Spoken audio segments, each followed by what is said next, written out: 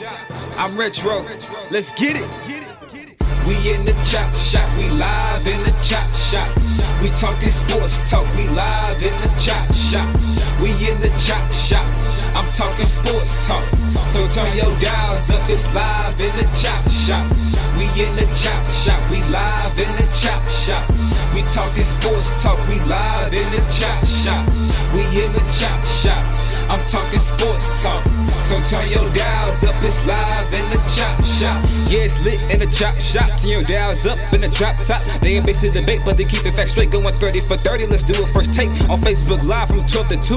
Rob Hatter and Jim Hicks going back and forth like Carter Ray and Skip Bayless and Stephen Smith. From on the court, off the court, straight to the field. Not a man that steals, but I made it steal. To the octagon where I fight to kill. We go face to face, then you write your will. I don't play tennis, but I bring the racket. I'm on the floor, I attack the basket. Put you in the casket when I'm overlapping. Never showing mercy, cause I'm always snapping. Never showing mercy when I'm in the arena. Step into the ring, he hit me as I beat him. Step into the court, I'm never backing down. Killing competition, I'm smacking down. Let me get back to the other stuff at the chop shop, cause they cutting up. It's retro, coming to you live to the chop shop. Now let's turn it up.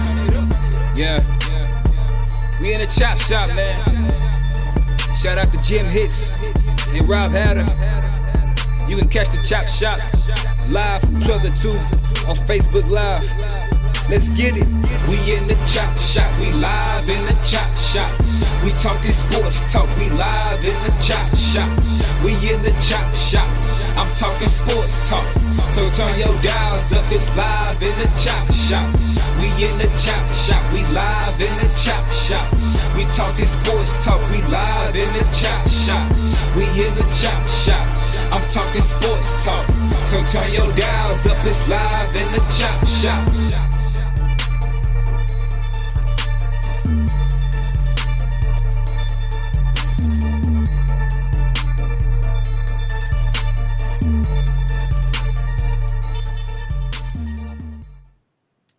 H-Town, what's up?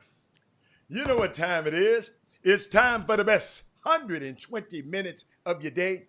The Chop Shop, the nation's #1 urban sports talk show, and also your midday sports happy hour. Yours truly, Robert Hatter, alongside Jim Hicks, who is in the dressing room. He's getting his lid right now, but he'll be along shortly.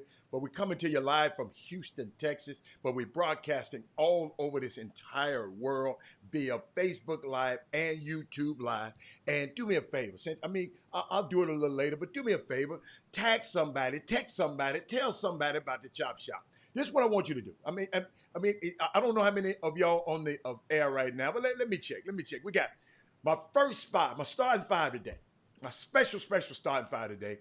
Todd Holmes from the Facebook feed, Anissa Ville from the Facebook feed, Derek Johnson from the Facebook feed, Melvin Dews from the YouTube feed, and Jessica Brooks from the Facebook feed. And then Rod Wells is our sixth man today. Let me bring Jimmy back in. He's there now. But like I said, do me a favor. Tag somebody, text somebody, tell somebody about the Chop Shop. And do me a favor.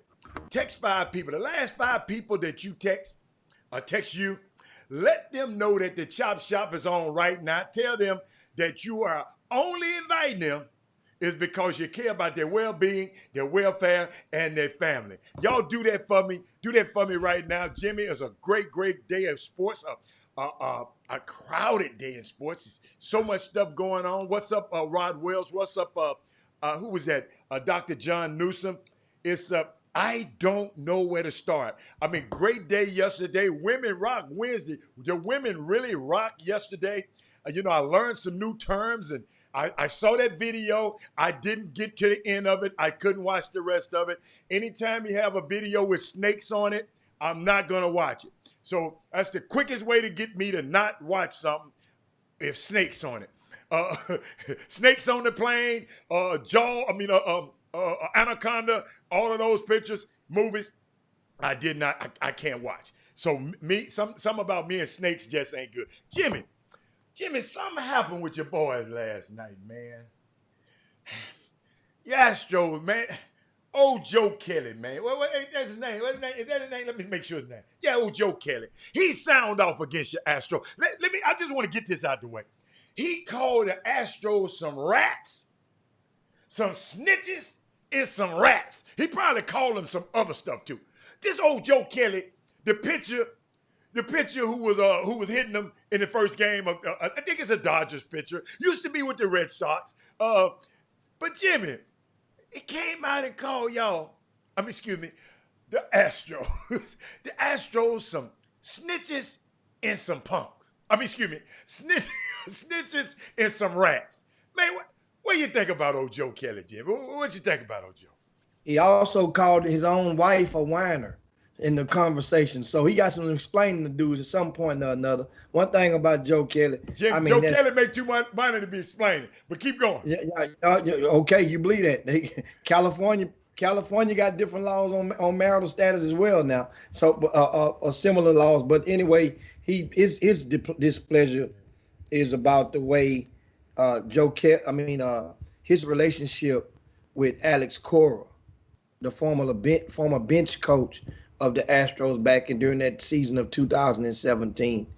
And they're close. Different people have relationships with different people. So he was pissed off because the way his angle is and his intel, if the Astros don't, because they were granted immunity by Major League Baseball. That was part of the deal. When they found out about the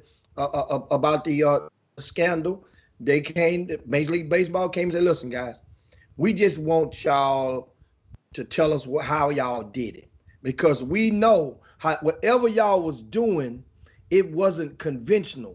We heard some stuff, but we want y'all to condemn. Now you're gonna get immunity. So certain players gave up everything, which included Carlos Beltran, who was a coach with the Mets. He lost his job immediately. And Alex Cora was with the Boston Red Sox. Lost his job immediately. So they did snitch then.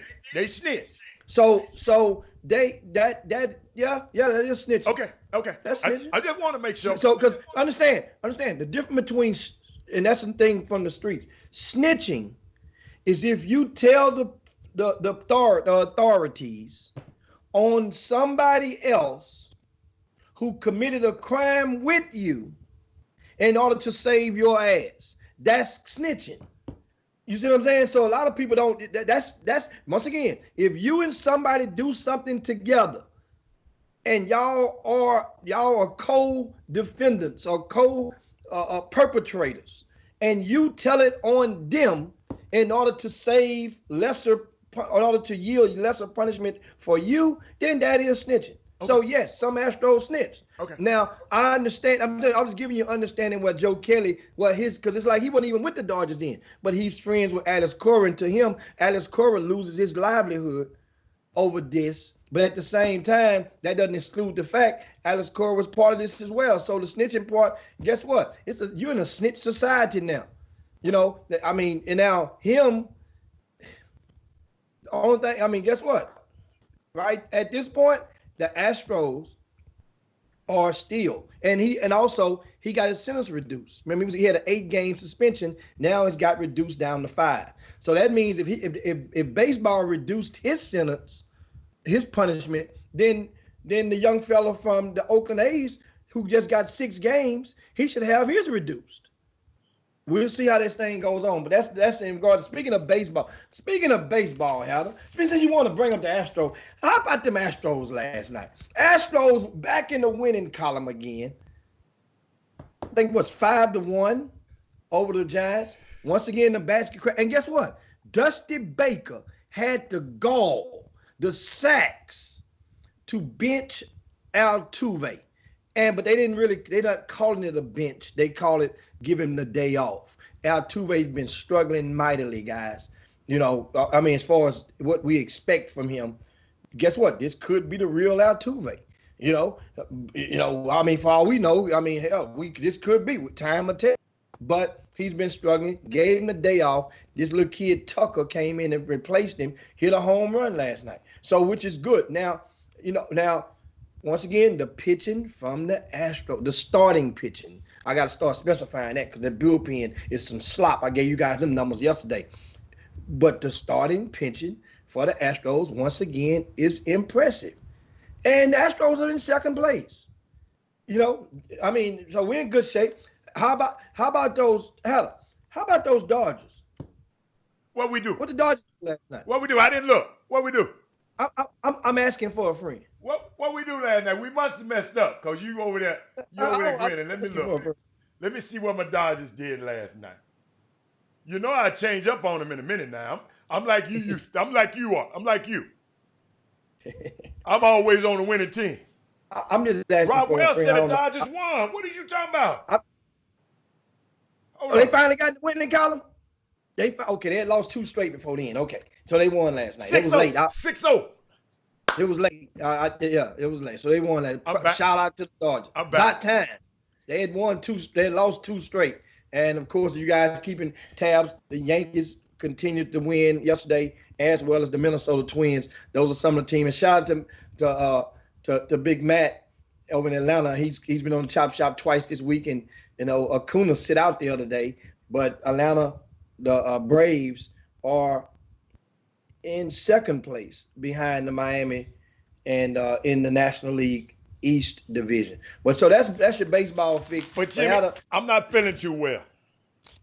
What's that? Russell Westbrook's got a quad injury. I'd had a quad injury, Jimmy. I'm not feeling too well right now, Jimmy. And I don't like Twitter and social media. Let me show you what they did to my nephew, man. Let me show you what they did to my nephew. Y'all check this out, man. This is what they did to my nephew. They do my nephew like that, man. You know, they mock and tell about, because they put a lot of restrictions on who you can bring in that bubble. Oh my God. They put so many restrictions. And look what somebody made. That was a parody of my nephew. Adam Silver go check his room and ain't no girls in there. And then as soon as he leave, the girls come from everywhere. Martin Vaughn, that is not funny. King Sticks, that is not funny.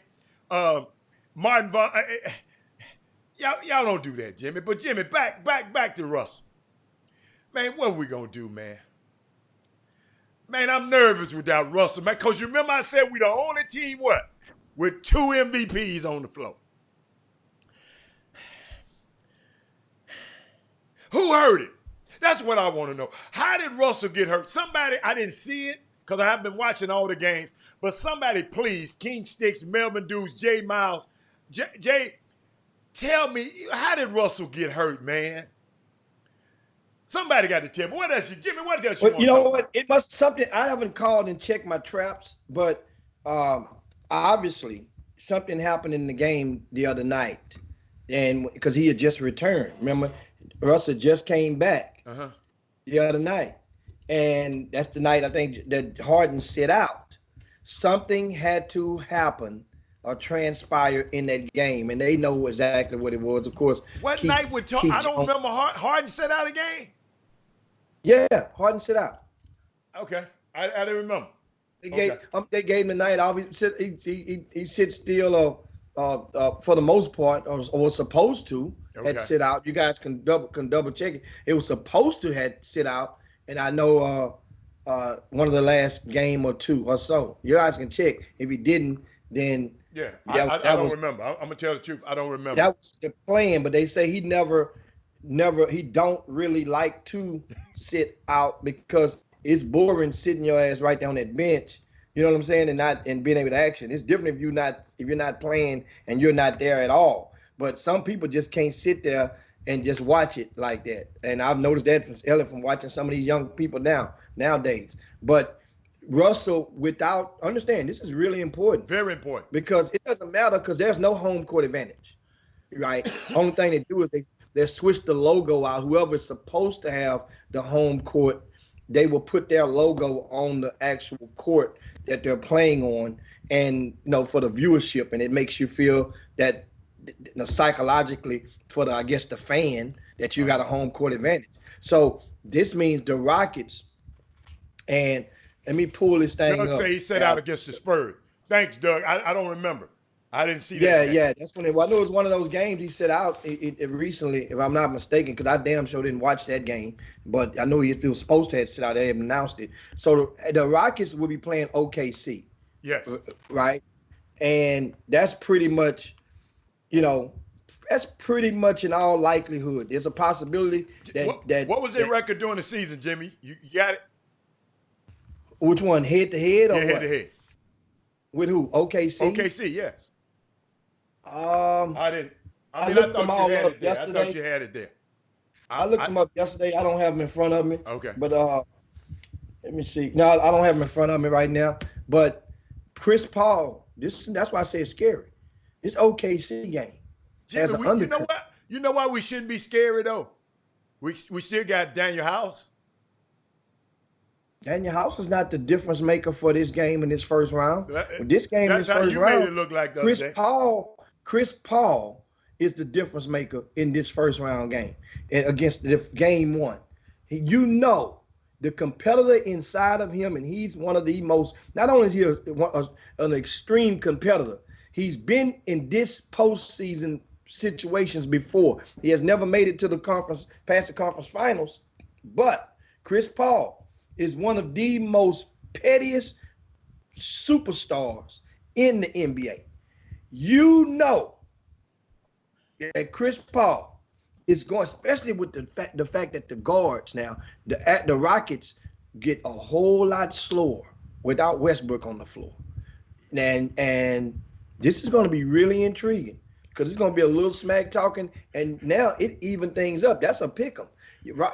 I mean, because if he's missing game one, hell, if he's missing game one, who's to say he won't miss game two? Think about that. Them games are like back to back. Hey man, go on get this subject over with. This subject here is not a good one for me right now. You know, we losing a two-time MVP. Oh my goodness, man. Russell, why did you play that game against the Spurs? Oh my. Okay. What else? What other interesting matchup we have? Today is D-Day. Remember, as far as the regular season, it's the day that a lot of the teams, and of course, we have a couple of matchups that are intriguing on the cusp today. For starters, remember Memphis playing Milwaukee. And did the Greek Freak get his suspension handed down to him yet? He can't play. He can't play tonight. So just one game? One game. One game for a headbutt. Yeah. Wow. I want y'all to pay attention to that. That's really understand. A headbutt is different from a punch. Yes, but an aggressive headbutt. That was aggressive. When you understand, there's headbutts and there's one when you yank your head back. They got some when you just do the chicken move, and when you yank your head back and give a headbutt. That was a yanker. He gave that dude. So if that was LeBron James had gave that headbutt, well, he probably would have got one game too. That was Russell Westbrook. Gave that headbutt. Russell Westbrook be over a whole 4 games. In this pandemic, they need all the stars out. They tried they tried their best to get Zion in there. Zion just can't play. That team just can't play dead. And I mean, they tried their best though, Jimmy. Oh my goodness. They tried. Now speaking of trying today, when I say today is D-Day. Okay. Today is the day, as I hit on yesterday. All eyes are on that 8th and 9th seed for the Western Conference. And the 3 teams involved are all 4 teams involved are in action today. Here's the thing. First up at 3:00, Dallas Mavericks and the Phoenix Suns play. Remember, Phoenix has won like 8 straight, guys. They're rocking. Haven't lost a game in 7 straight. Haven't lost a game since returning the restart. Well, here's what happened. If Phoenix wins, right, then they would need either Memphis or Portland to lose, and they are in the play-in game. Once again, all Phoenix got to do is win, and then either hope Memphis or Portland lose to get an A in. So then the next game on the slot today is Milwaukee and Memphis. So look at how the timeline occurs today. First up is Phoenix. Phoenix held their own fate Because if they lose, then they're done. No, Jimmy, what you mean the timeline? Jimmy, they play at the same time. It's the same time? Yeah. Okay. Yeah. I'm looking at the order on the sheet. So on a separate court at the same time, you got Milwaukee and Memphis will be taking place. Milwaukee and Memphis. Well, of course, if Memphis wins, they hold the tiebreaker over Phoenix. So if Memphis win, then Phoenix gone. Huh? Yes. Memphis got the tiebreaker over Phoenix. Yes. And so now once again, that's because those games are at the same time. And the Greek so that Freak means ain't playing. Greek Freak ain't playing. So Memphis control its own destiny. Yes. Portland controls his own destiny. Portland got to hope somebody lose. Excuse me. No. Phoenix got to hope somebody lose. I'm sorry. Portland can lose, and Portland actually plays against. They play the last game of the evening. So by the time Portland play at 8:00 this evening, all the other three teams will have played. And of course, San Antonio plays Utah around the 5:00 hour, something like that. Well, by the time Portland plays, they will obviously know, because Portland would probably be in a situation whereas they could lose and still be in, because they're going to play an 8-9 play-in game no matter what. So Portland going to be they guaranteed the 9th spot, you're saying? Yeah. Well, no. No, they guaranteed at least the 9th spot. Because if they lose, they guaranteed at least the 9th spot. Yeah. No, I don't think so. Portland is, how many games are they up? No, they're not guaranteed, Hatter. Okay. They're not guaranteed. Okay. As it stands right now, they're not guaranteed. They can lose. If all those other three teams win and they lose, they're out. Oh, this is some intrigue. So Portland got to, they got to take care of their business too. Well, that's what I'm saying. They don't play to last. Portland is fortunate that the schedulers put them in a situation where they get to watch and see and determine just how urgent this game would be by the time the ball tips off. Because guess what? Dame Lillard can probably take the day off if need be. Who knows? San Antonio could lose. Memphis could lose. Hell, and even Phoenix could lose. Who knows? San Antonio still got a chance? Yes. San Antonio, here's what they would need to do. San Antonio need to win, but they need a combined 2 losses from any of the other 3 teams. So if San Antonio wins, they need a loss. They need a loss by either 2 of the 3 teams. That means either Phoenix, Memphis, Portland. 2 of those 3 would have to lose combined with a win from San Antonio, and they are in. That's why it's so tricky. Everybody holds their own fate. Basically, this is an elimination game for 3 of those 4 teams for certain. If they lose, they're pretty much out. 2 of those 4 teams mathematically, because 2 of the 4 teams got to make it. You know what I'm saying? So we're talking about 4 teams: Memphis, Portland, Phoenix, and San Antonio. It's intriguing, because the thing is, like I said, I mentioned yesterday, just the basketball, affectionists inside of me would love to see Phoenix and Portland battle it out in that play for that play-in game. And as you guys remember this now, what does it matter if you're getting the 8th or the 9th seed? Well, if you're the 8th seed, when you play, you only have to beat that team once. The 9th seed has to beat the 8th seed twice. So it's not a best of 3, it's just a series, whereas it's double elimination for the 8th seed, whereas single elimination for the 9th seed. That's pretty much how that goes. And that action is today. And guess what? I'm ready to get the playoffs started. And as I mentioned yesterday, it's unfortunate because the Lakers are the only team in basketball who don't know who their opponent. Yeah. They got to prepare. Every single other playoff team. Guess what I think they're preparing for? I think they're preparing for Phoenix and Portland. I think that's what they're preparing for.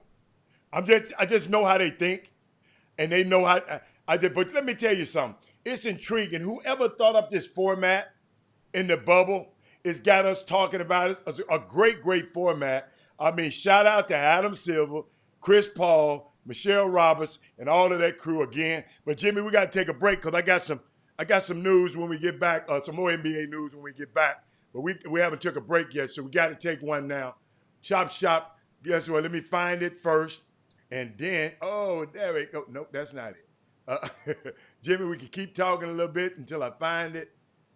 Here we go. I just saw it. Keep going. We'll get to it in just a minute. Well, you know what I'll do? Guess what? And as we get ready to go to the break, I got it, Jimmy, right here. We'll go here. The best way to describe my job as the coordinator of all things medical that happen behind the scenes. To pull this off and to have it be a success, we had to make sure that we were so completely thorough. What's the cleaning gonna look like? How often should we wipe down? What should we wipe down with? Should we be spraying down? What does the ventilation look like? How is the air circulating in the arena? How much time do we need in between games to wipe down the floors? Get the locker rooms turnover. Should the players shower at the arena? Should they not? What's the interaction with the media gonna look like? How close are the chairs gonna be? How many chairs are we gonna have? Who wears a mask? What type of mask? All of those things. And so there's so many details. This 100+ page health and safety protocol, so much went into it. What motivated you to want to be a doctor? I've always had an interest in the medical world. It started in Head Start. There's a picture of me holding up a sign of what I want to be when I grow up, and it was an EMT. In terms of the real inspiration, that came watching Dr. Ben Carson as the lead doctor separating the Craniopagus twins, joined at the head. Seeing someone who looked like me doing something like that was it. I want to be that guy. I want to be like him. I believe that my success necessitates that I reach back and pull more people along. The biggest benefit I think of this job and this role that I have is the opportunity to be present, be visible, but also to inspire up-and-coming physicians who are in emergency medicine, who are in sports medicine. And so for me, the legacy will be, how many more can I inspire? How many more Black doctors can I encourage? What's the key to continued success? Got still like another 3 months to go, so do you celebrate now or do you not celebrate? The first milestone was wheels down. We got 22 teams on the ground into the hotel. The next milestone for me was scrimmages. Courts active, lights are up, games are being transmitted. And then the milestone after that was the start of the season. Now it's real. We've had no staff members test positive. We've had no players test positive. And that's major. And so, can we celebrate? I think we can celebrate the fact that we've been successful up until this point, but I don't think that the final horn is sounded, and it's not until then that we can really celebrate. But how do we maintain the success? It's by being vigilant, making sure that we're doing the right thing. Welcome back to the best 120 minutes of your day. The Chop Shop, the nation's #1 urban sports talk show, and also your midday sports happy hour. Yours truly, Robert Hatter, alongside Jim Hicks. I love that last break. It's showing our young men, look what else you can be. He's a baller too. He's the doctor, he's the director, Leroy Sims. Look him up. He is the NBA director of medicine.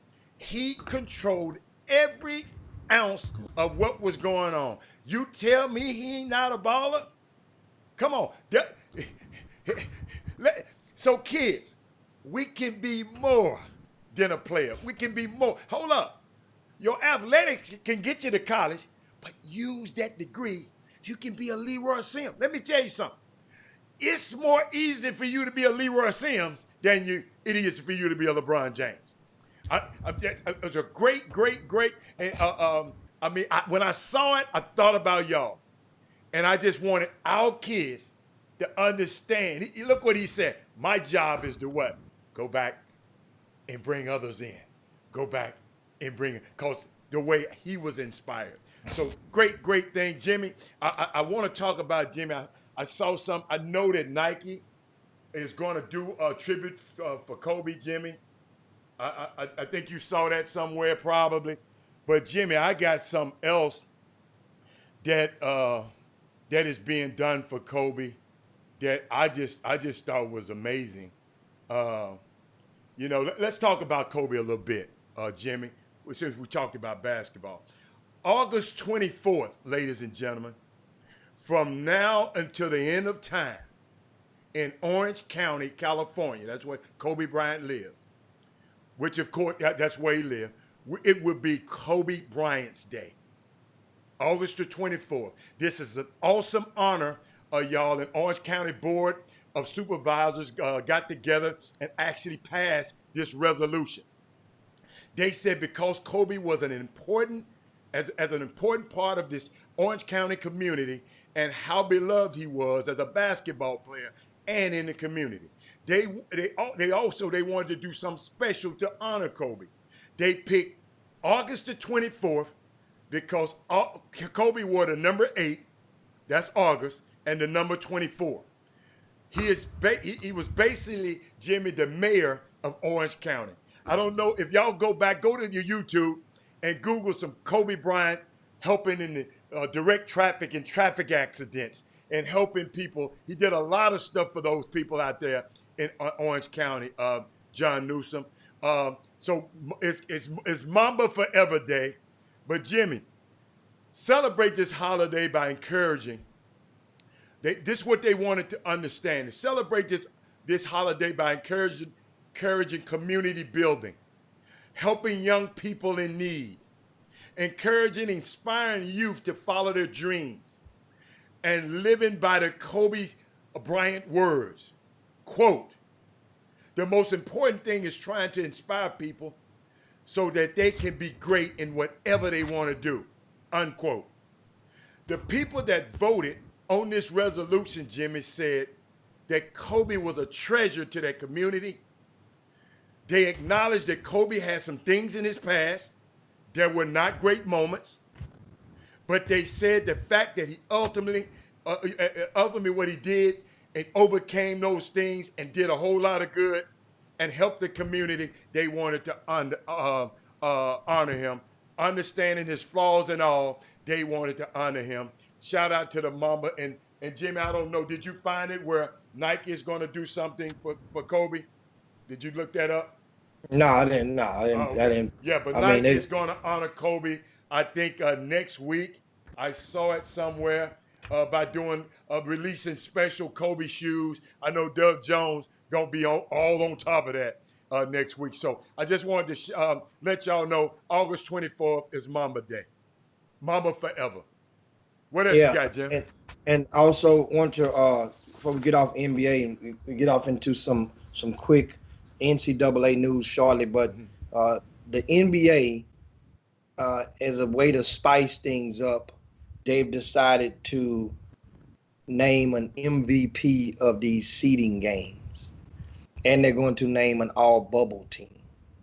The all-bubble team will basically be 5 players, regardless of position, and that would make the first team all bubble team. And this is going to take place. These awards will be announced this Saturday, prior to game 1 of the play-in game between that 8th and 9th seed. We talked about that game will be Saturday afternoon. So once again, they're gonna, who's gonna select? Well, the panel of sports writers and broadcasters, and only the ones who've been present, right, covering this season restart will have a take in the vote. And once so the players going to vote? No, who? The sports writers and broadcasters. Okay. Will vote. Good. So there's going to be a player first team and a 5-player second team. So they'll be a first and second team. So question is, certain players are no-brainers, right? There's about 3 of them that's no-brainers. James, Maybe 4. James, Dame, LeBron, Anthony Davis, Luka. No brainer. Okay. What about Devin Booker? No-brainer. Has. No brainer. So that means who's going to be that 5th guy left out? Is it going to be T.J. Warren? Is it going to be Luka? No, Jimmy. Anthony Davis gonna get in before TJ Warren.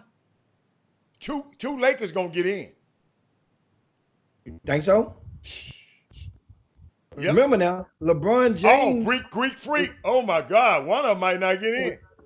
So who's going to be the 5th? This gonna be good. Who's going to be the 5th guy left out? So who you think? Okay, I'm saying. Hold up. Me. James Harden is in. Dame is in. I would count James in. James is in. Luka is in. T.J. Warren is in. So that's 4 there, Jimmy. So you saying? So you hold on. You just Yeah, I'm named saying your this. 5. Yeah. So you saying Luka? You saying Greek Freak don't get in? Whoo! I'll take T.J. Warren out. I'll take T.J. Warren out if I'm gonna take anybody out. Woo! I can't take Luka and Dame out. I can't take those 2 out. I can't take really Booker. Booker team is 7-0. Dude, Let me tell you something. I Let me tell you don't want to be in that one. I Let me don't tell want to you be in that one. There's 3 players that's no-brainers. What's the 3? No-brainers. Devin Booker is a no-brainer. They haven't lost a game. Okay. So he's a no-brainer. Okay. Right? Okay. James Harden, Dame Lillard. Those are 3 no-brainers. Greek Freak is a no-brainer. No. I'm not sure if Greek Freak is a no-brainer. Remember now, Have you been checking him out in the bubble? in their last 10 games, they 3-7. Of course, they You had to talking play about the 10 win? Okay, because winning matters. It's Okay, only for winning the matters. bubble. Okay. It's only for the bubble. Okay. Milwaukee ain't been kicking a lot of ass because they didn't remember they clinched in like the 2nd game. You know what I'm saying? They clinched first seed. Oh, dude. So- I hate they did it. I wish they hadn't did it. But I'm glad it's add some intrigue to it though. I like But it. I'm good. TJ Warren, if he don't make it, the only reason Second team. would be based on his performance against the Miami Heat when Jimmy Butler got up in that ass. That would be the only reason. And personally, if I'm voting, TJ Warren is happy to make 2nd team. He wasn't even thought about before this thing. Think about it. So you can easily get away. TJ Warren, there's no outcry if TJ Warren don't make the 1st team. There's no backlash. Okay. You see? Yeah. If Greek Freak don't make it, then which I understand. But how can you turn around and give him? Well, I understand now. The MVP award had nothing to do with the bubble. They had already submitted their votes before they made those guys vote before they started these games in the restart. But like LeBron James, he's not even in question. He'll be 2nd team. But it's not even a question. What name did you just say? LeBron is not going to make this 1st team. LeBron, it's 5 players, Hatter. It's no way that you want to pick LeBron based on what they've been doing. And Lakers has been teetering. LeBron James. They've been teetering to find themselves right now. LeBron had some moments against the Clippers. That's against the Clippers. Boy, This ain't gonna okay. It's the whole bubble. All right. Okay, some people, them Brun section was gonna get mad at you, Jim. No, I mean, just think, and you know what? And that's a good point, Eric Bowens. And Eric says the Greek Freak head button could cost him. If you know what, in a perfect world, you're right. Then think about that. Greek Freak could be bumped off. And Hey, Melvin then you can put Melvin TJ Warren up in there. Melvin Dude, you got to be out your rabbit mind if James Harden ain't on that list. You got to be out your rabbit mind. You better redo your list. You better redo your list. Talking about T.J. Warren, Dame, and Booker, and Luka. Is Luka a no-brainer? James is a no-brainer. Luka, you know what I'm gonna do? Luka, Booker, Dame, James, and y'all can give me that last one. I You don't know care. what? You know what? Truth be told, like I say, the Lakers just been fit 500. Anthony Davis, you could make a case for him, but the Lakers ain't. You know what I'm saying? James Harden averaging down there 40 points in the bubble. Melvin Dukes. Come on, baby. Come on, man. I know y'all. John Newsom said the freak will not make it. So this stuff is going to take place on Saturday, and whoever don't make it, guys, you already know it's going to be it's going to be some backlash. And at the same time, guess what? It might be best if Anthony Davis or LeBron don't make the first team. You know why? That might be the fire Jimmy, that could set off into the souls of both of those guys to say, oh, really? Because they playing that right now. They need something to motivate them, and this could be the perfect if them thing. dudes need somebody to motivate them, Jimmy, that's Jimmy. If them two right there need somebody to motivate them, dude, Jimmy, we stay here before we transition to anything else. I got something in our mailbox this morning that almost brought tears to my eyes, and I want to share it with everybody. So before we go to this break, so we can finish, but I just don't want to go without this. These are the kind of emails that keep me going every day. So I want to share that with y'all. But Jimmy, what else you got? You want Jimmy, and so hold up, Jimmy. What about MVP? Dame is MVP, hands down. No, of the bubble, they're Yeah. going to pick. They're going to pick. I'm an asking MVP you. as well. Dame MVP? No, not yet. They got to get in first. How they're not all the way in yet? Oh, okay. I got you. You got to get in. Okay. So we need to vote. We need to talk about this Monday. Oh, absolutely. Because we're gonna look back on it, and somebody's gonna be runner up. You know what I'm saying? No matter in all cases, we're gonna. Jim, James Harden. Let me help him out a little bit. Melvin Dew. James Harden had 43 and 19. Oh no, 20. 43 might be 20 the other night. He had 19 in the bubble. And nine assists in the bubble. Come on, man. Y'all gonna lay off my nephew. That was an L. I don't care. That matters. That was an L. That wasn't 61. Michael Jordan, Jimmy, when they scored that 63 on Larry Bird and them, that was an L. But we still talk about it.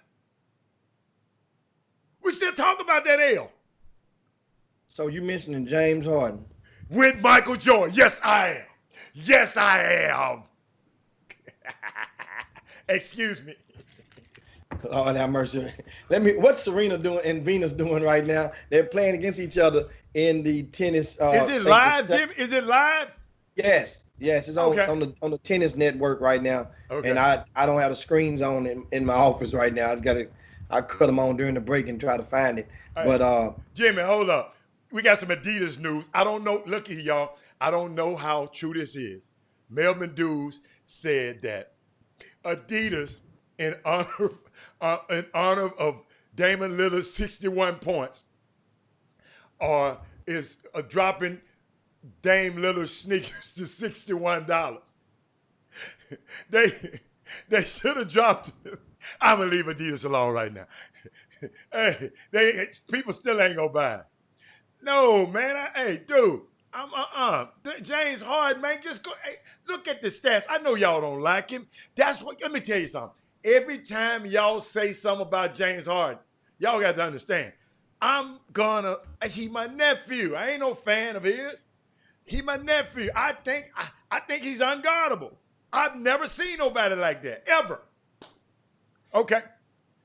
Now, yeah, and of course, Rod Wells, I found that during the break, and he was answering your question, Howard, from earlier about if OKC and Houston was tied, who get the tiebreaker. OKC has the head-to-head 2-1, and also, I found also if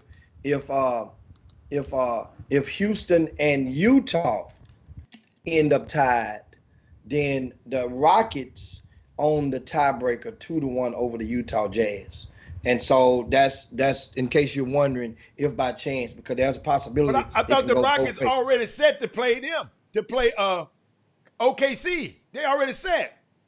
Are they? Yes. They already got the schedule out. They already set. Okay. Okay. Yeah. Okay. I'm thinking about from before the Rockets' last game. Oh, Utah must have lost because it was a way that they could have been tied in the standings. I mean, and Rick Wilmore, let me help you. He's not championship caliber. That's right. Because the best they can do is tie right now. They one game up Utah. So yeah. Hold up. Rick Wilmore said, I like him though, Hatter. He's just not championship, but he has been in a championship before. I don't care. He played with the OKC. He has been in a championship before. Guess what? What's his name? Karl Malone in Stockton. They ain't never won that. Yeah, but they Hall of Famers. So everybody's not going to win a championship. Hatter? What? Hatter?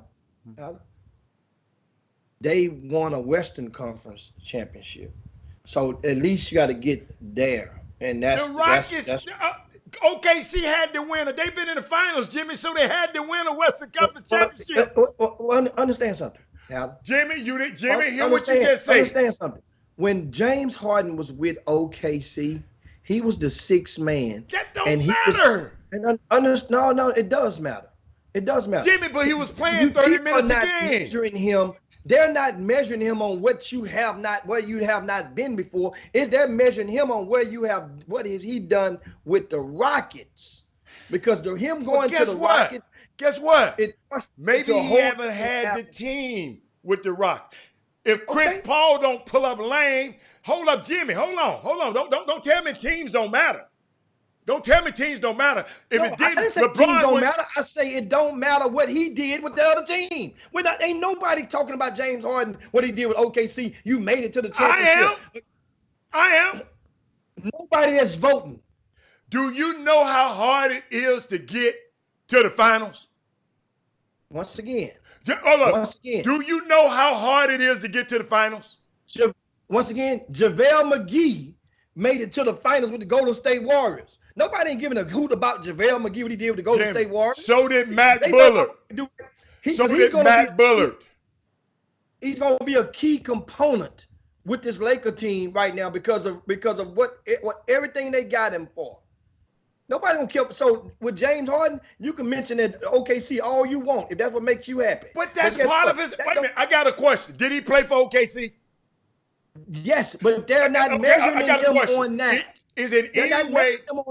I got a question. He's not being measured on OKC. You're saying OKC for your self-satisfaction. The people are not measuring him on what he did with OKC. Jimmy, I never go with what the people say. Because the people, Jimmy, think about it. If you go with what the people say, oh my God. Don't ever tell me about what the people say. Cause if I go with what the people say, I wouldn't be here today. So let's not talk about what the people say. Let's not talk about what the people say. So bottom line, once again, James Harden knows. Everybody around James Harden knows. They know what he needs to do. And if there ever was a season, well, James might have some haters around him. Adam, he's ran off. James might have some haters around him. 2 to 3 Hall of Famers. He has had his fingerprints on running off from the Rockets. He has. So he's had the opportunity to go and make players jail or to get in. I got a question. You got to be a bad man to be able to be in a position to run somebody off. You yourself got to be, Jimmy, everybody on an NBA team can't run nobody off. How about that? Everybody in the NBA, hold on. Everybody in the NBA. Absolutely. He's a bad regular season man. He's one of the best to ever play in the regular season. That ain't nobody disputing that. But see, the thing about certain players, think about it like this. With certain players, no matter what you say about them, if you always got to end with but after whatever you say, then that tells you all you need to know right there. I ain't got to say but. You can say whatever you want to say about James Harden. You know what they're going to say? But He can't do what he do in the postseason. Hey. But he didn't show up in the series. But he quit against San Antonio. But when it came down to the series against Golden State, what did he do? I mean, it's gonna always be those buts when it comes to the postseason. And it's on him. Guess what? I got something for you, Jimmy. Opportunity. Jimmy, perfect opportunity for him to erase you that. put you in what you said, you and the people. I got something for you and the people on the Facebook feed. Okay? I gave you this analogy the other day. I'm going to give it to you again, people. Eric Bowens and everybody who talking about James. He ain't won no championship. He ain't did it right. I got a question. Since he got to win. I got 2 careers here I'm finna give you. Would you rather have Robert Horry's career, 7 rings and $53 million, or Carmelo Anthony, 0 rings and $289 million? To you people, to Jimmy and your people, since winning championships means so much to you people, which one of those things would you rather have? That depends on the person and how they're approaching and their love and what their objective is ultimately in that game, in that sport, or in their jobs, in their profession. Some people have a really undying quest and they want to get a ring just Jimmy, that bad. I just asked you a question. Sacrifice money. Which one? So you would rather have Robert Horry's career? I would rather have Robert Horry's career. Because guess what? Robert Horry has took his career in his 7 rings and has turned and guess what? He's pretty good with his pennies. And he's turned it pretty well. It's turned out pretty well for him. Well, I'd rather have Melo's money. But understand something. Okay, you rather have Melo's money. How's it say? Let's say if Melo, once the ball stops bouncing, because we don't know if Melo's not going to get a ring before. $289 million. You ain't worried about none of that mess you talking about. You're in a whole nother world then, Jimmy. 289. Alan, what if the 89 is gone? What if 289 is gone in 5 years after? That's what I'm saying. So if my auntie had a scrotum, she'd be my uncle. You're using Carmelo. You don't know what Carmelo could be next year. He could be with the Golden State Warriors next year. You don't know. He could be back in Brooklyn with Kevin Durant and Kyrie Irving. There you go with the buts or the ifs with the buts. I just said which career would you rather have? And you said you can have them 7 rings. Give me the 289. I would rather have the 7 rings. Okay. But see, the person that says that is always going to be the person that don't have the ring. You see? That's the thing. It don't matter. The person that don't have the ring will always be the person that throw it up. Well, I got more bread. I got the money. Well, you ain't. Jimmy, them rings, you can't sell them for much, Jimmy. Yeah, but still though, certain people have different values. Hold up. Them rings, Them rings from a long time ago, they don't even look like the rings now. Hold up. Whoa. If that was the case, then why the hell did these NBA guys stay their ass at home and risking death by playing basketball? If that's the case, if winning this championship, cause they gonna get paid regardless. They was gonna get paid. No, they was not gonna get paid. You go get paid. Jimmy, if this season didn't resume, hold on, let me tell you something that I know. You can ask all of whoever you know, if this season didn't resume, their ass wouldn't have got paid. How? Didn't they get paid already from some of this season already? Jimmy, if this season did not, they was gonna exercise. They would not have gotten paid all of their money. They got paid already. So you saying November's check? They gotta give November's check back. You gotta give December's check back. They gotta give January check back. February check back. They got paid. They didn't. Man, let's talk about something else that you know, baby. You're missing on that one. You're whiffed on that one. Once again. You whiffed on that one. Let me learn from you, Heather. Let me ask you, because then you making me feel like I really don't know. I'm gonna ask you. I just say you whiffed on that one. They have to give their checks back from earlier this season that they got. That's what I'm asking you. That is not the argument. You said That's a question. That's a question. Hold I'm on. asking you a question. Hold on. Okay. Hold on. Slow down. Now, Slow your ass. Every time you get that's excited like that's this, all I know you don't know I what the hell you're talking needed about. to know. But let me help you. Let me help you. Yes, did. You They got came that out your crazy- mouth that the only reason these players are playing now is for a ring in a championship. That's what came out your damn mouth. No. That's what say came the out your reason. mouth. I did not say that's the only reason. I say why did they come and risk their families and when they went and stay at home? A lot of those guys. I'm not talking about the guy that don't have that's the first or second, third year that's in a rookie deal. I'm talking about some of these mega millionaires. That's what I'm talking about. The mega millionaires and the mega stars that did not need the money. That's what I'm talking about. Some guys, LeBron James, Hey, the ring that the came Golden back State- and played because he knows they were number one seed. The Lakers were doing very good, and this is one of the best opportunities for him to win a ring to play in this situation. LeBron that's already one of the got motivating rings, Jimmy. factors. LeBron already got 3. Dude, when LeBron went to the Lakers, you're saying right now that it don't matter if LeBron don't care about winning no ring with the Lakers? I did Stop. not say. So Dude, this you is the keep, closest, dude, this is the dude, best opportunity dude. that he can get Homeboy, right now. I tried to end this conversation because I knew you just, Right now. Jimmy, You understand? Jimmy. Right now, Jimmy, LeBron James your with this question. team, with Anthony Davis, a number one seed coming into this thing. They've been playing pretty doggone good basketball all year. It's unfortunate that they don't get the home court that they earned. Oh, we got a guest coming on. We got a guest coming on. The guest is there. Thank you, guest, for coming. Thank you for saving us. Thank you for saving us. But before you come on, I ain't gonna even take a break. I want to share something with y'all because, boy, oh my goodness. Oh my goodness. Y'all need to go research some of that stuff that was said. I got in the mail yesterday. I'm gonna keep it anonymous. It said, I just wanted to thank you for your platform. My firstborn is a girl, and she was immersed into the arts.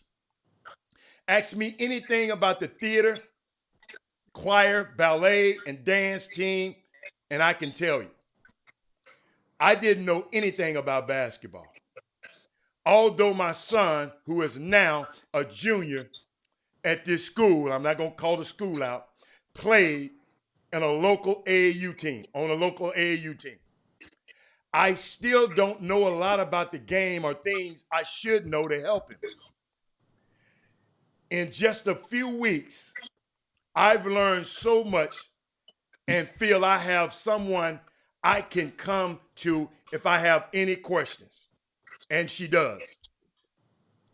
I know you saw me log in last week, but other than saying hi, I didn't comment. Well, last week I couldn't raise my head off my pillow. My entire family, my son was asymptomatic, had COVID-19. I was not only sick, but scared that the disease would get worse and I wouldn't make it through.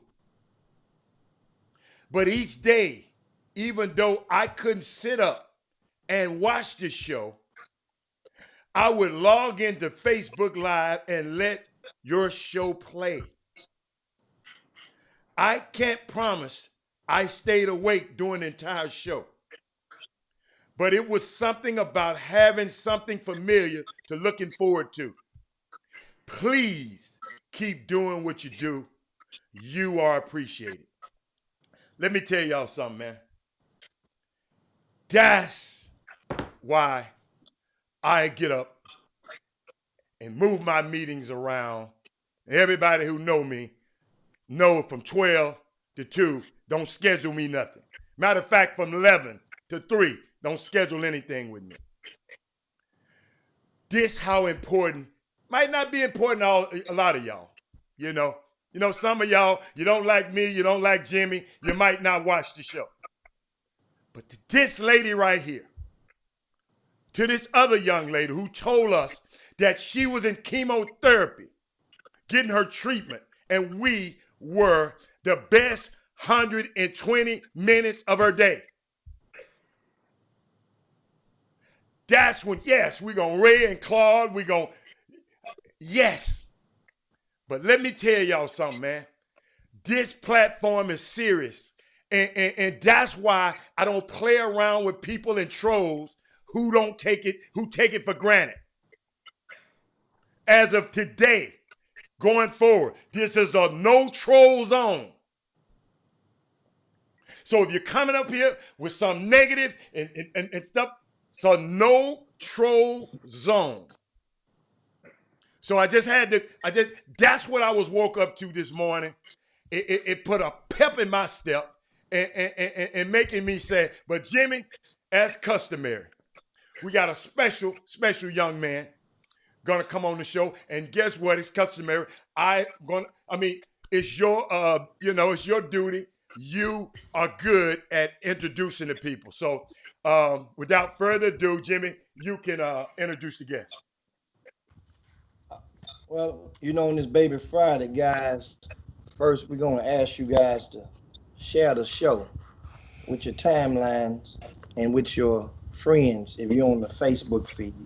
And if you happen to be on the YouTube, give us a thumbs up over there. Shout out to a lot of you guys. I see Alfio and Melvin Dews and King Sticks and Kim Jackson and the rest of the crew over there in the YouTube land. Give us a thumbs up. And guys, once again, Facebook, this is the perfect time to share the show. We talk some grassroots basketball as we do pretty much every other day, but on Thursdays, we always reserve some space to chime in and get one of the representatives, one of the teams in grassroots, come and join us and just share some thoughts what's going on in the underbelly of basketball. So with us right now is a young man. You're talking about volunteering time. He's in the military as a National Guard, mistaken, and where he's obligated to go and be there at certain days on the base, and then still goes out, devotes his time to the young people in the greater Houston area. Recently, he found a way, because a lot of kids are designer and shiny things make them attractive. He was incorporated his former program into a deal with Jermaine O'Neal and Drive Nation based in Dallas to create a Drive Nation organization, for which this team is in their first year of doing so. And it has been beneficial because of nothing else. That team is guaranteed primetime games in most events they play, just based off the name. And it has attracted players who are heralded or have accolades and are ranked in the area, and as well as in not only just Houston, but in other parts of the country. They had players come and go to join that team. So now this Drive Nation Houston team. We have with us one of the directors, and that's Martin Weigert is with us right now. And Martin, welcome to the Chop Shop, and tell us how everything is going. And did I get that right? Is it National Guard? Actually, Jimmy, it's the Coast Guard. Coast Guard. Oh. I knew it didn't sound right. That's why I said it didn't sound right when I was saying it. We need to get together, young man. We need to get together, because I'm gonna be out on the boat a lot, and I need a Coast Guard in my pocket. Yeah. I got your back, man. I got your back for sure. My man. So yeah, I've been in the Coast Guard for 20 years. I'm going to be retiring here in May and hanging it up and kind of just doing AAU basketball and some real estate on the side. But yeah, this Drive Nation, it's me and my partner, co-owner Cutter Beninati, and we started this program this year. Had a lot of success. We got 5 teams and doing some really good things in this unique situation with the COVID going on.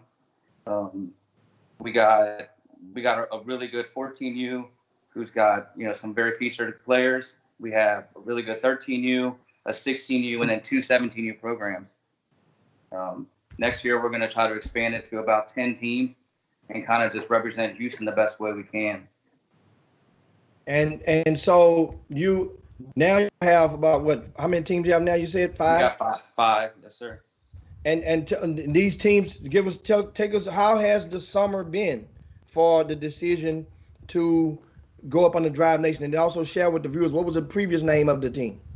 Our previous name, we were a TSK, which was Texas Supreme Kings. Okay. And my team up in Arizona was TWE, which was Team Wygant Elite.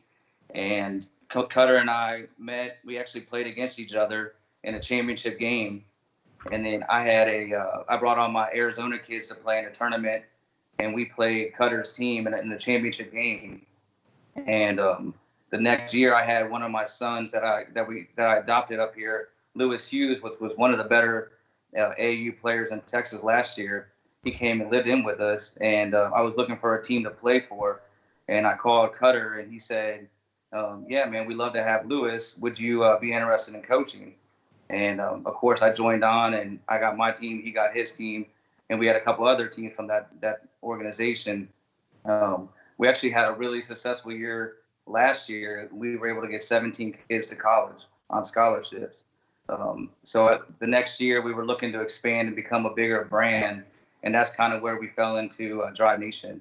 So we had an interview with Jermaine and his people, and did really well at that interview. And they, 2 weeks later, we went up there and signed our contract. And since then, Cutter and I have been, busting our tail trying to put together the best organization possible. Who are some of the top players on your team? We have a 8th grader named Anthony Bates.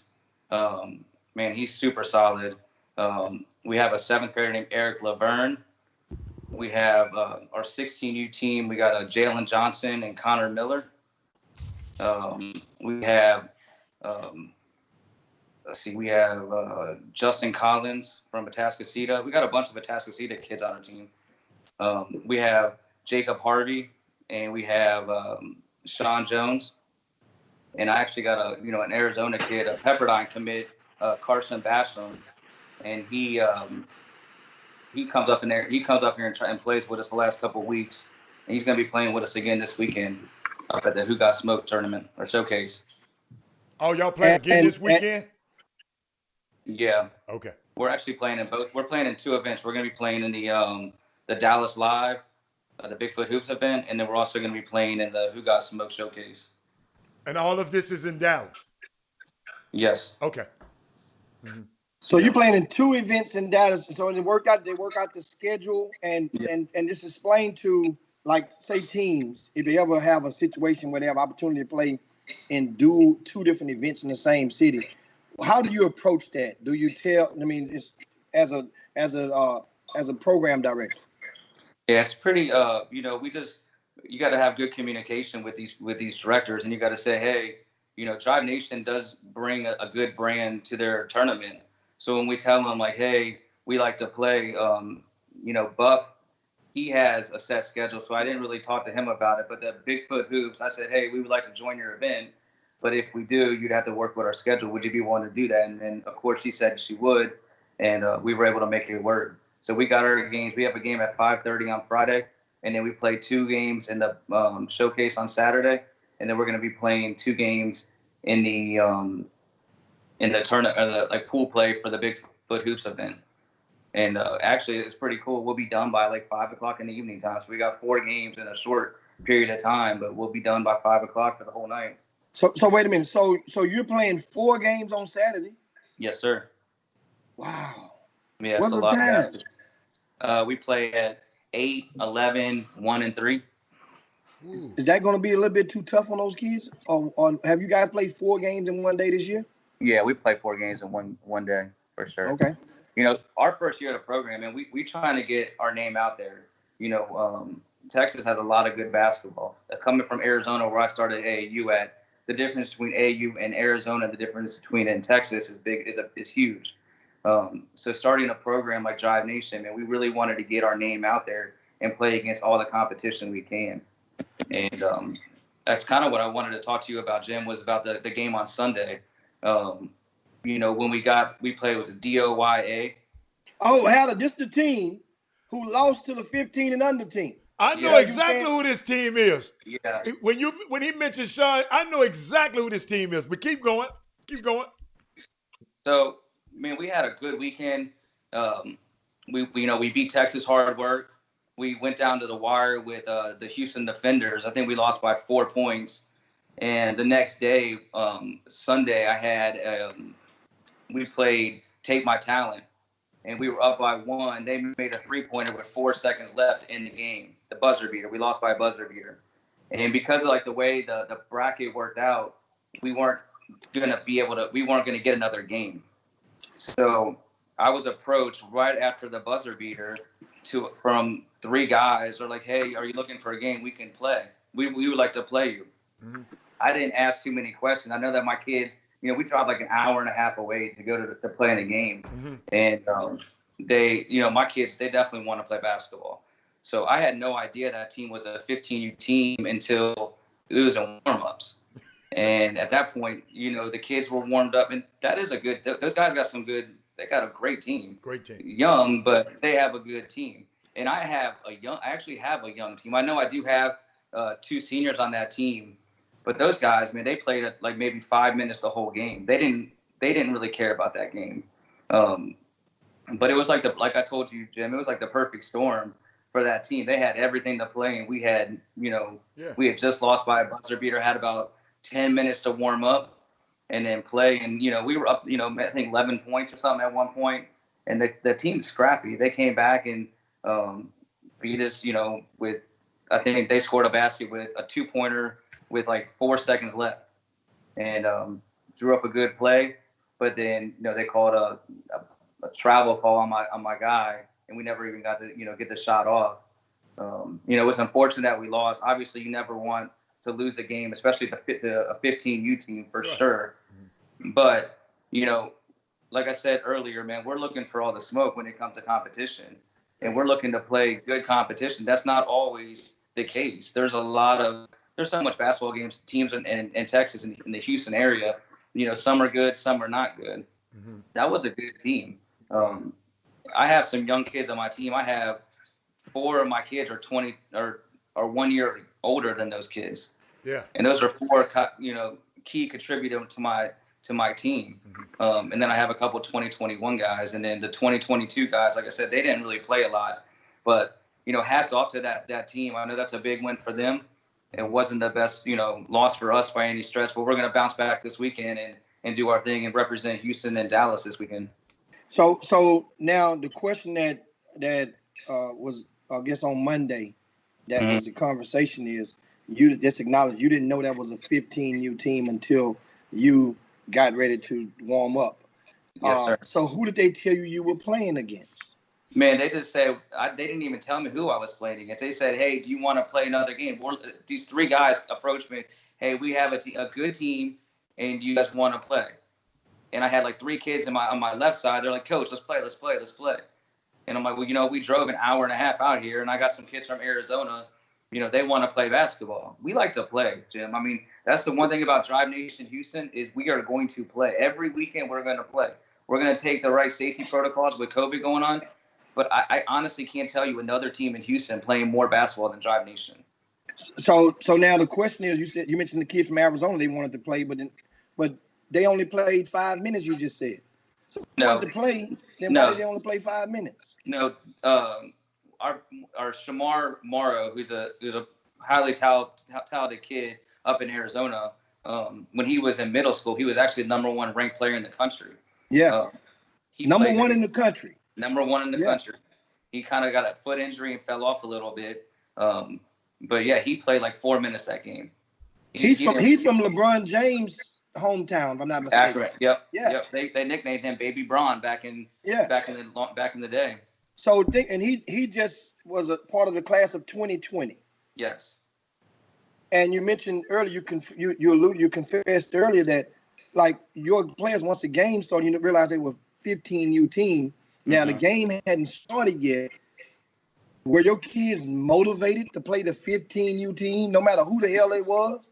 You a No, 17U. they weren't. Rick Morrow, who's a 2020. So that's like having an 18U team.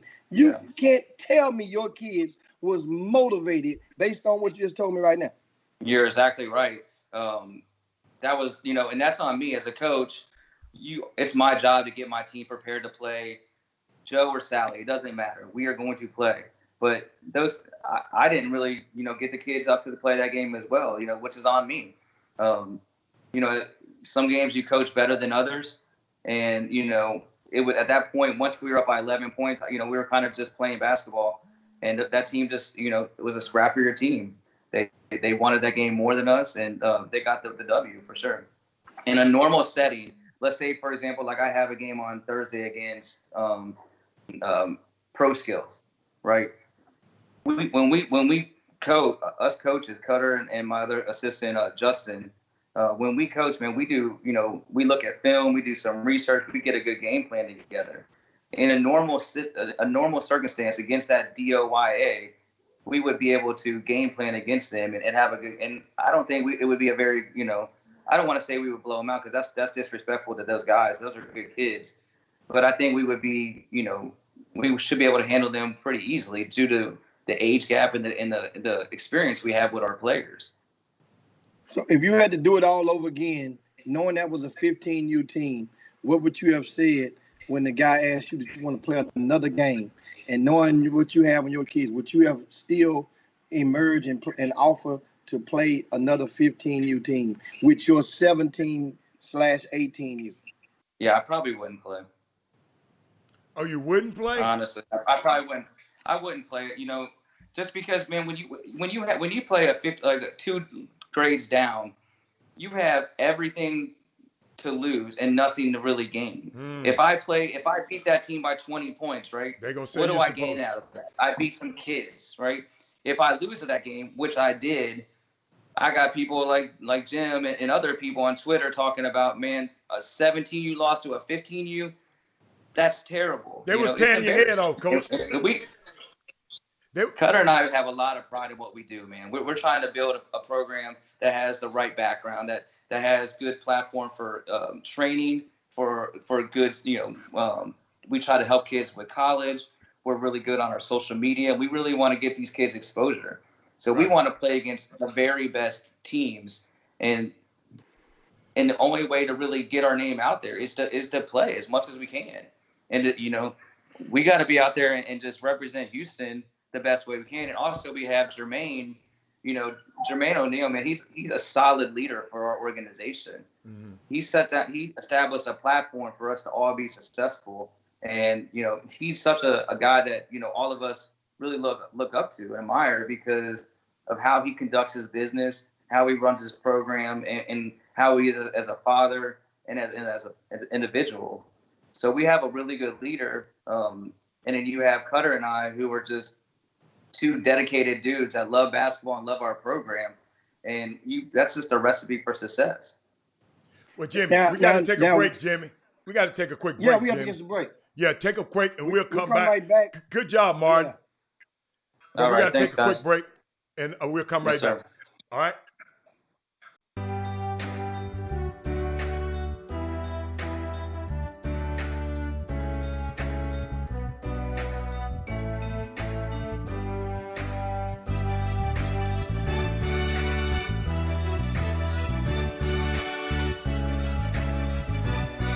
We know what they do say. Tell us what they don't say. They don't say.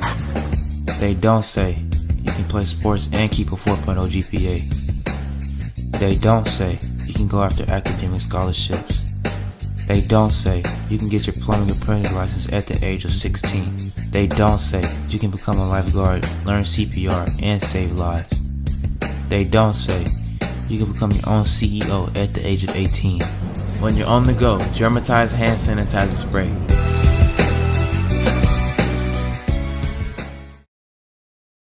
I was gonna say something last night, And then I figured, let me wait until I can kind of get myself together. So I had said I would say something tonight about this historic selection, what it means to me, what it means to Black women, what it means to this country, what it means to the world.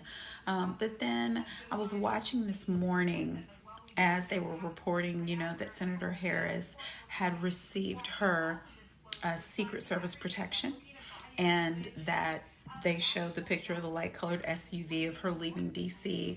on her way to Delaware to meet with Vice President Biden. And I was overwhelmed. Like, I posted on Twitter, it's like almost too much to take in, but I couldn't touch why. And then I saw just a few minutes ago where they had all these black SUVs leaving the Biden compound, headed to this gymnasium where they're about to do this event in a few minutes. And I'm like, a few minutes, like I'm looking back and forth at the TV. And it struck me that this was the first time that a Black woman in this country had been valued enough, found worth it enough for this country to spend money and time and assign people who are responsible for making sure that she is protected at all costs. Oh my God, I'm watching it now.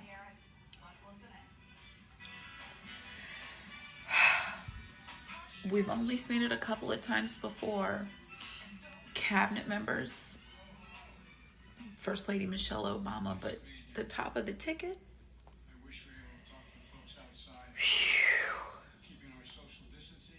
For those of y'all who don't understand what this means, see me as we see us be treated the way we've always deserved.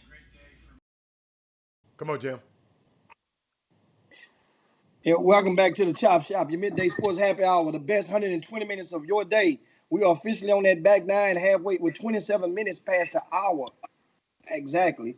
And we have with us Martin Weigand, and he's Right. and he's the director of Drive Nation Houston, and that is one of the programs that has 5 teams. They've been kicking a little butt, made headways this past weekend with a win over Texas Hard Work based in San Antonio. Took the Houston Defenders, lost by about four points in that one, and a buzzer beater to the recently assembled Take My Talent squad. And you mentioned some of the players. You have 2 teams that play at the 17U level, and one of the teams is the Cutter team. I got a chance to watch both teams this past weekend over at the newly opened Open Sports Complex out in Katy, and the Drive Nation Cutter made it to the semifinals. They lost to the Houston Raptors in the game, which they probably, it was nip and tuck all the way through, but the Houston Raptors pulled it off down the stretch. But that team, I noticed, had about, you mentioned some of the players, and you mentioned Tasceta High School. There are about 3-4 guys from that same Tasceta High School on that one team. Yep. Yeah, so we practice down at the gym up in Humble, and we're trying to get some of those kids to. It's an easy commute, it's an easy drive to practice, and they live close nearby. We got J5, Jalen Goodman. He's that super, quick guard that the guy is just a walking bucket. I mean, he can give you 30 on any game. We also have Trey Miller, who is a 2022 kid. And, man, he's just a workaholic. Loves the game of basketball, works hard on the court, great student, great overall kid. And, man, he's got a bright future at the next level. I mean, we're getting calls from Vanderbilt, Old Dominion for him. And, he's definitely he's a D1 kid. And then we're deep down low with Reese and Cam Morrison, and they anchor our front court on Cutter's team. And those guys are tough to deal with on an every game basis. And shout out to the Houston Raptors, man. They're kind of like our partners as well, man. Like they're kind of like our family. We go to battle with them I think we played the Raptors more than any team this season because, man, the Raptors are just like Drive Nation in the fact that they want to play basketball. They want to hoop. And we've had a lot of battles with those guys for sure. And I love much respect to Coach Bobby. Man, that guy's the truth. He definitely does things right. And, we really respect him as well. But as for – go ahead. No, Coach, no, go. It's your day. Okay. Uh-huh. Okay, cool. And then on my team, I had a bunch of 2020 kids, right? And since they're not playing with us no more, this weekend we're actually going to combine and make one team. So you're going to see, 9 of our best guys, although we're missing Trey this weekend, we're going to have a really nice stacked team. On my team, one of my favorite players that I had is Jacob Harvey. And Jacob is, one of those kids, man, he can just shoot the lights out of the ball. The kid is, just a very, 4.5 student. He was the 7th ranked player in Texas, 7th ranked scorer in Texas basketball, like 27 points a game for Huffman High School last year. And, I've been working really hard to get him some D1 offers. And it's been a struggle. Coaches are questioning some of his athleticism and how he can defend the ball. But if you watch that Texas hard work game and Take My Talent game, if he wasn't the best player, he was the top, 1 or 2 best players on the court that game. The guy kind of reminds me of like the heart of like a Rudy Rudiger from Notre Dame in the way he plays. But he shot the ball. He had like against Texas hard work, they have like 5 D1 players, right? Mm-hmm. He had 20 points, 8 rebounds, 6 assists, and 4 steals. At the same time, shooting like 80%. Hold on a minute, Coach. Texas hard work, the team that y'all beat, yes, had 5 D1 players on the team.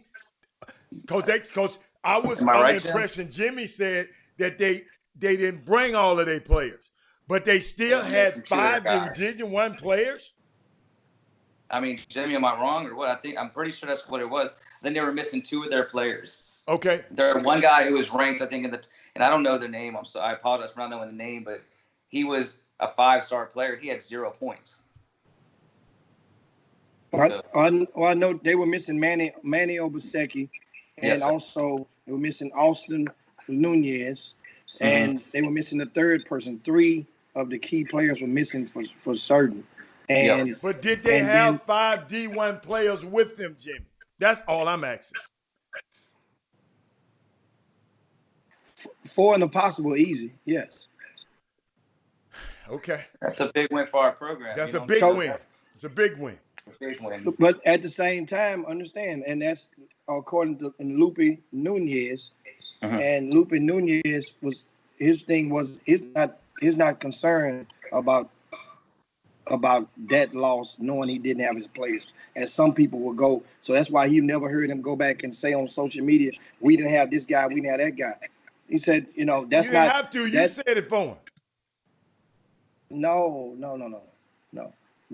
I said it and gave understanding. And what I said was, which one? And I asked Coach the question as to what I said on Monday.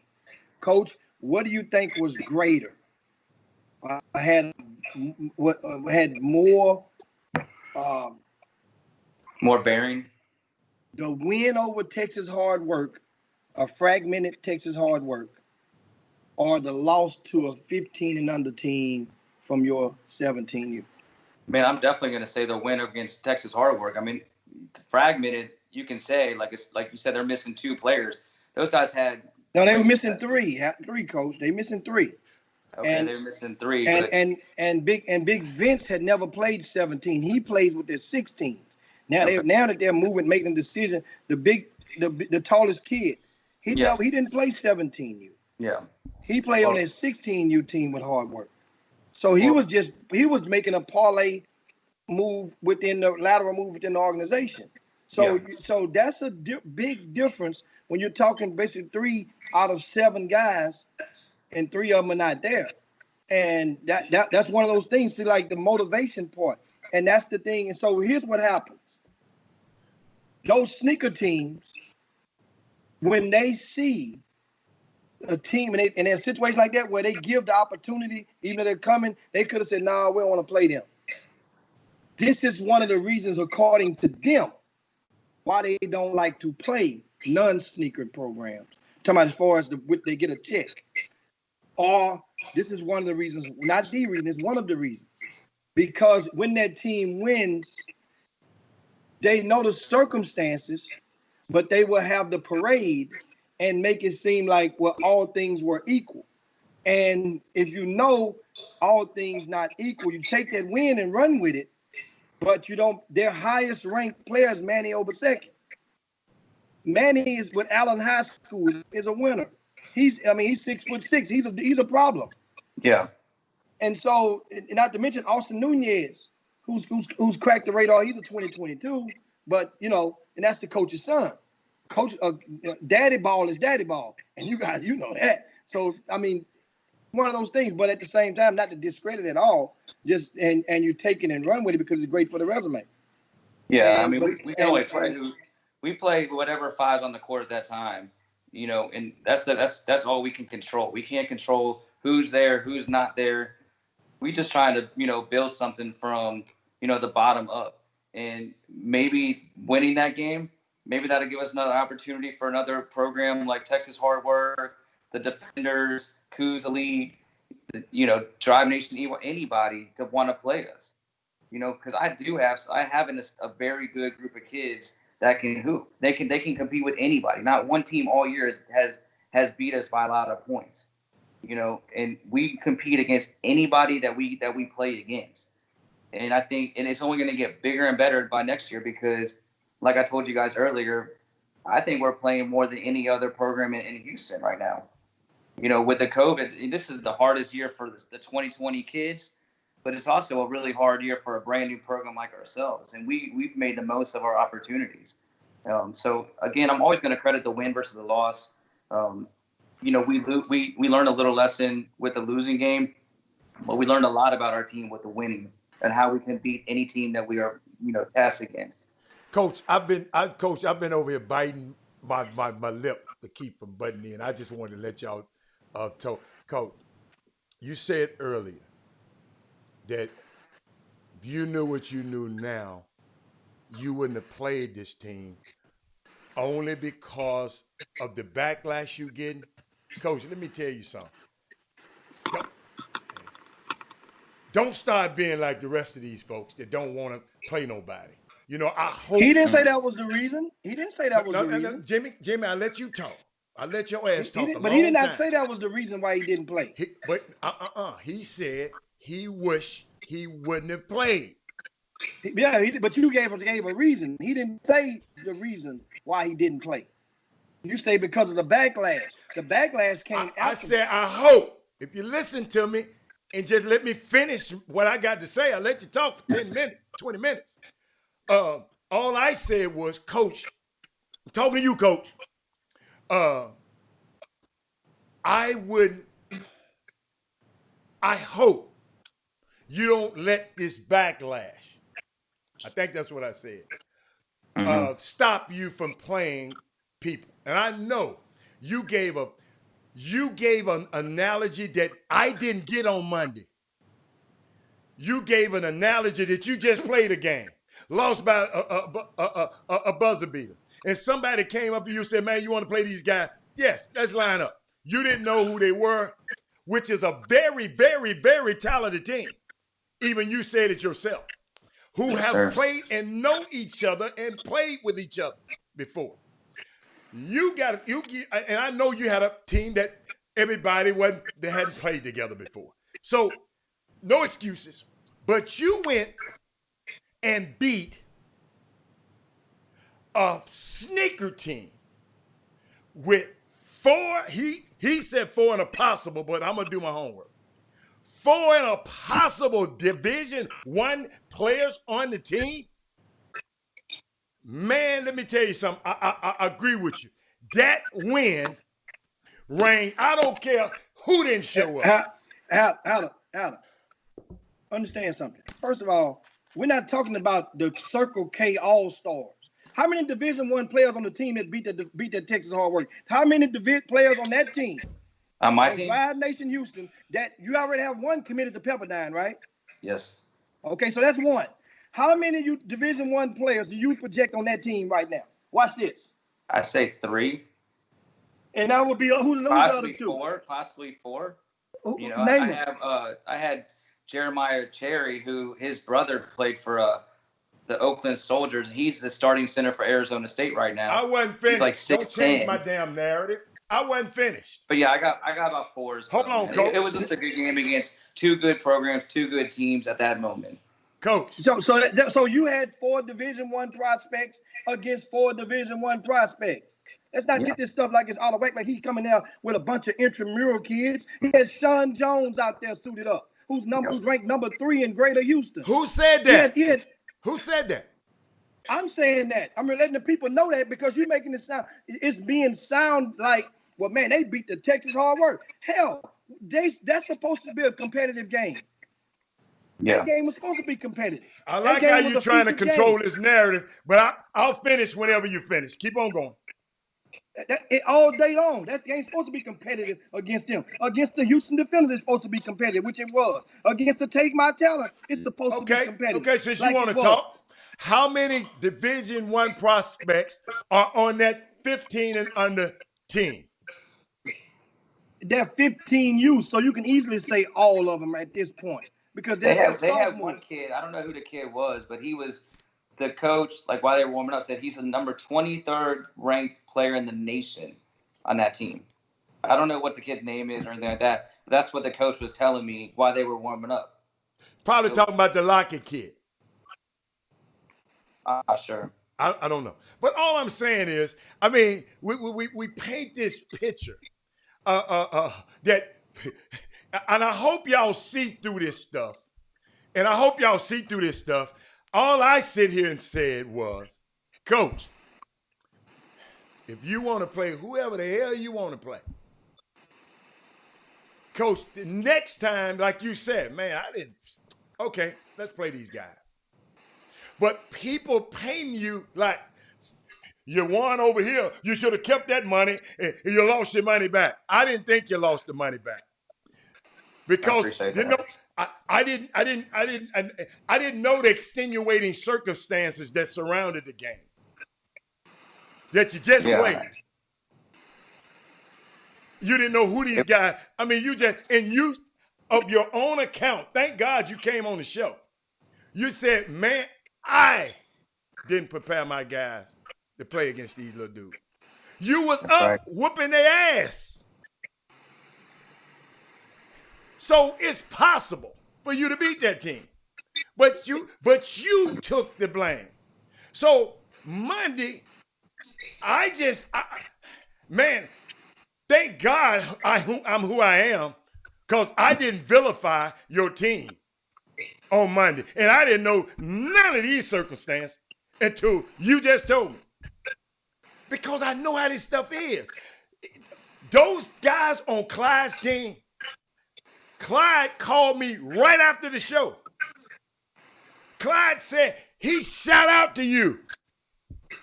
Because a lot of people wouldn't play them.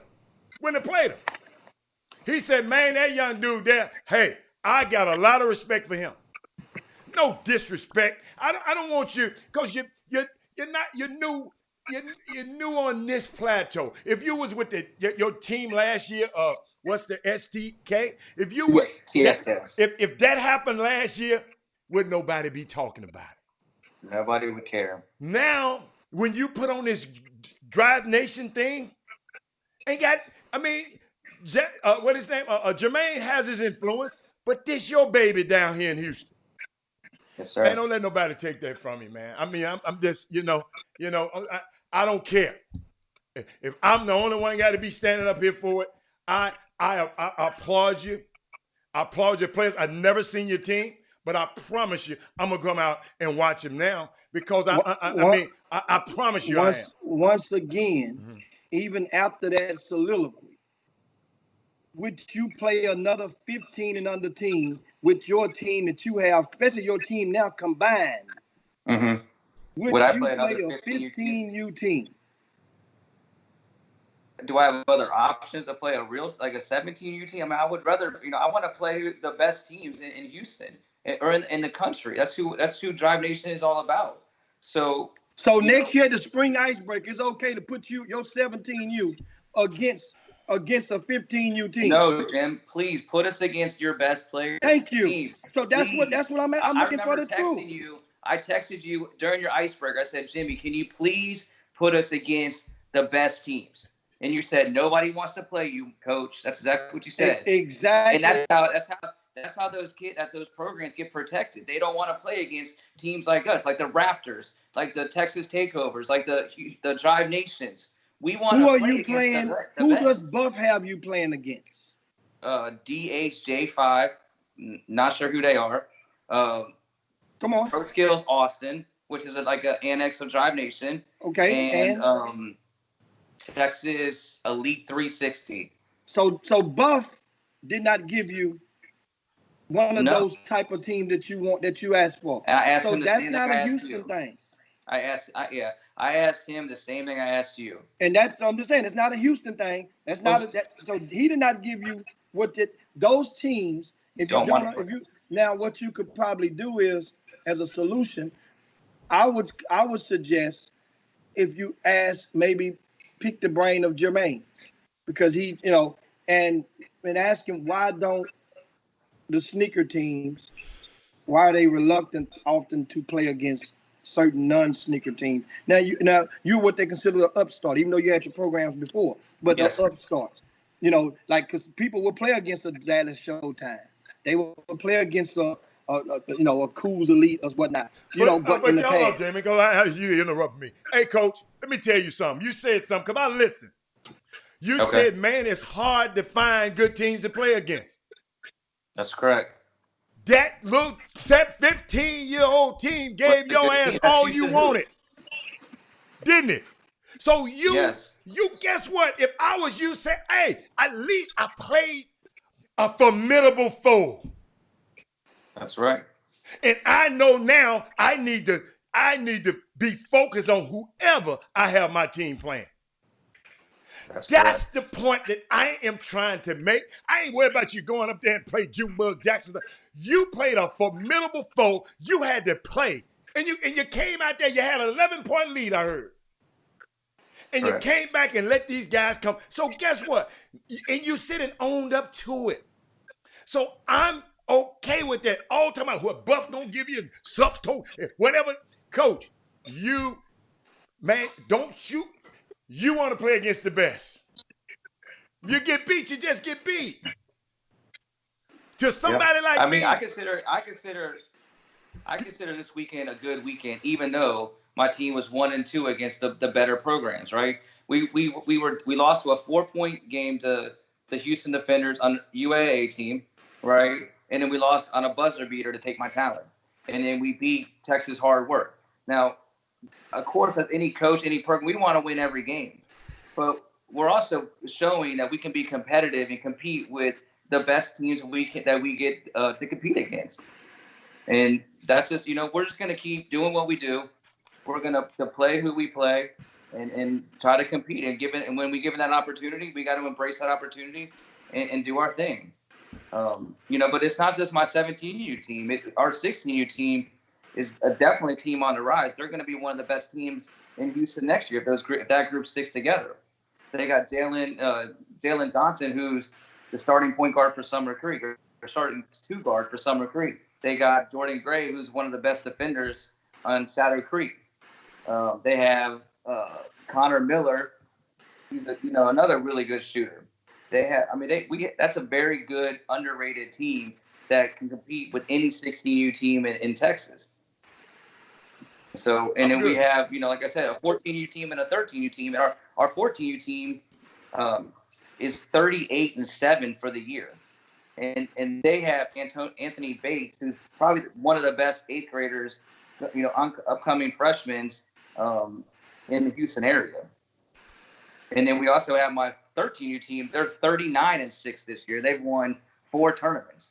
And, again, they're playing who they can play. We control they're both my middle school teams are going to Dallas to play in that Jermaine O'Neal Coast to Coast tournament this weekend, which is after looking at all the teams, that's one of the best middle school tournaments of the year. That team has, I think, 70 14U teams and 60 13U teams in that one tournament.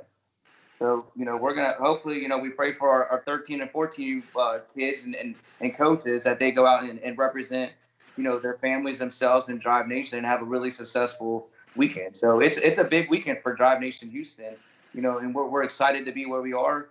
We feel very blessed, and we feel like we have the good leadership and we put together a solid coaching staff on all the teams. And Coach, and that's I got another question for you, Coach. How are y'all navigating through this COVID? Seems like y'all been playing a lot of basketball.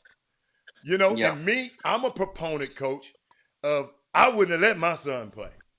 Okay. I don't have, he's going on. He don't play no more. But what's the parents, what is the draw? Who want to play basketball the most? You want them to play, the mamas want them to play, the daddies want them to play, or the kids want to play. Coach, I'm glad I got you on it. I just want to know, do y'all know what we going through? What's the, and Jimmy said it's like crack. It's blue magic. People just gotta have it. What's going on, Coach, out there, man? I would be remiss if I didn't ask that question because it's true to who I am. What's going on? Well, that's a good question, especially with the pandemic going around the way it is. We have 8 coaches in our organization, right? 8. And okay. So we do Zoom call meetings when we were shut down.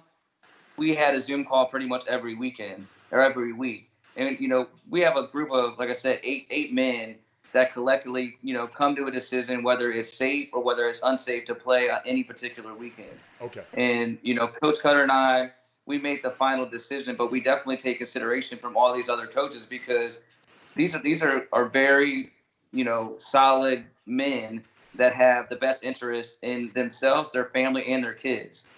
So, and then you have the parents, they want to, the parents, the kids, the program, we're all kind of on the same page. We want to play, but we want to do it when it's the safest way possible. And some of these gyms are better than others.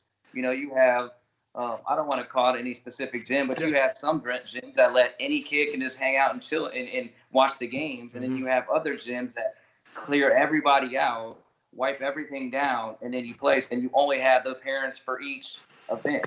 So those are the ones we kind of want to stick to, vice the other ones. Coach Marcus Sloan's doing a really good thing with all the events that he's doing. I thought he ran his thing very well. And, for this weekend, for the Who Got Smoked, we get 30 passes for the week. So 30 parents, family, or friends can also join and watch us play. But they have to go, and then once the game's over, they all have to leave and then come back when the games are playing. So I think all the tournament directors are doing the best they can with what's going on and making it the safest way possible. But just like all of us all of us know, there's no certainty on any of this stuff. So it's really if the parent doesn't feel comfortable with their son playing, they should let them play. It's that simple. And we've had, when we did take a break for COVID, when the governor shut everything down, we obviously shut down and followed the protocol as well. And we had maybe like 7-8 kids that decided not to come back. And, and that's okay. We're okay with that. We said, hey, we respect your opinion and you're welcome to come back next year and try out for our program. So, it's just a tough time, man, but we're trying to do the best we can, but we still want to hoop.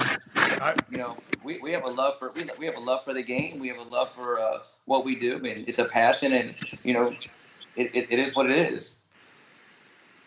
Okay, I'll let you off the hook on that one, Coach. I was finna get you for that one, but I'll let you off the hook. But go on, Jimmy. What you got? We got a question, and that is speaking of the safety. Have in your program, have you guys did a team testing for COVID? So we did have a player test positive, and when they did, we shut them down for by the time they played in practice, it was 3 weeks from that time.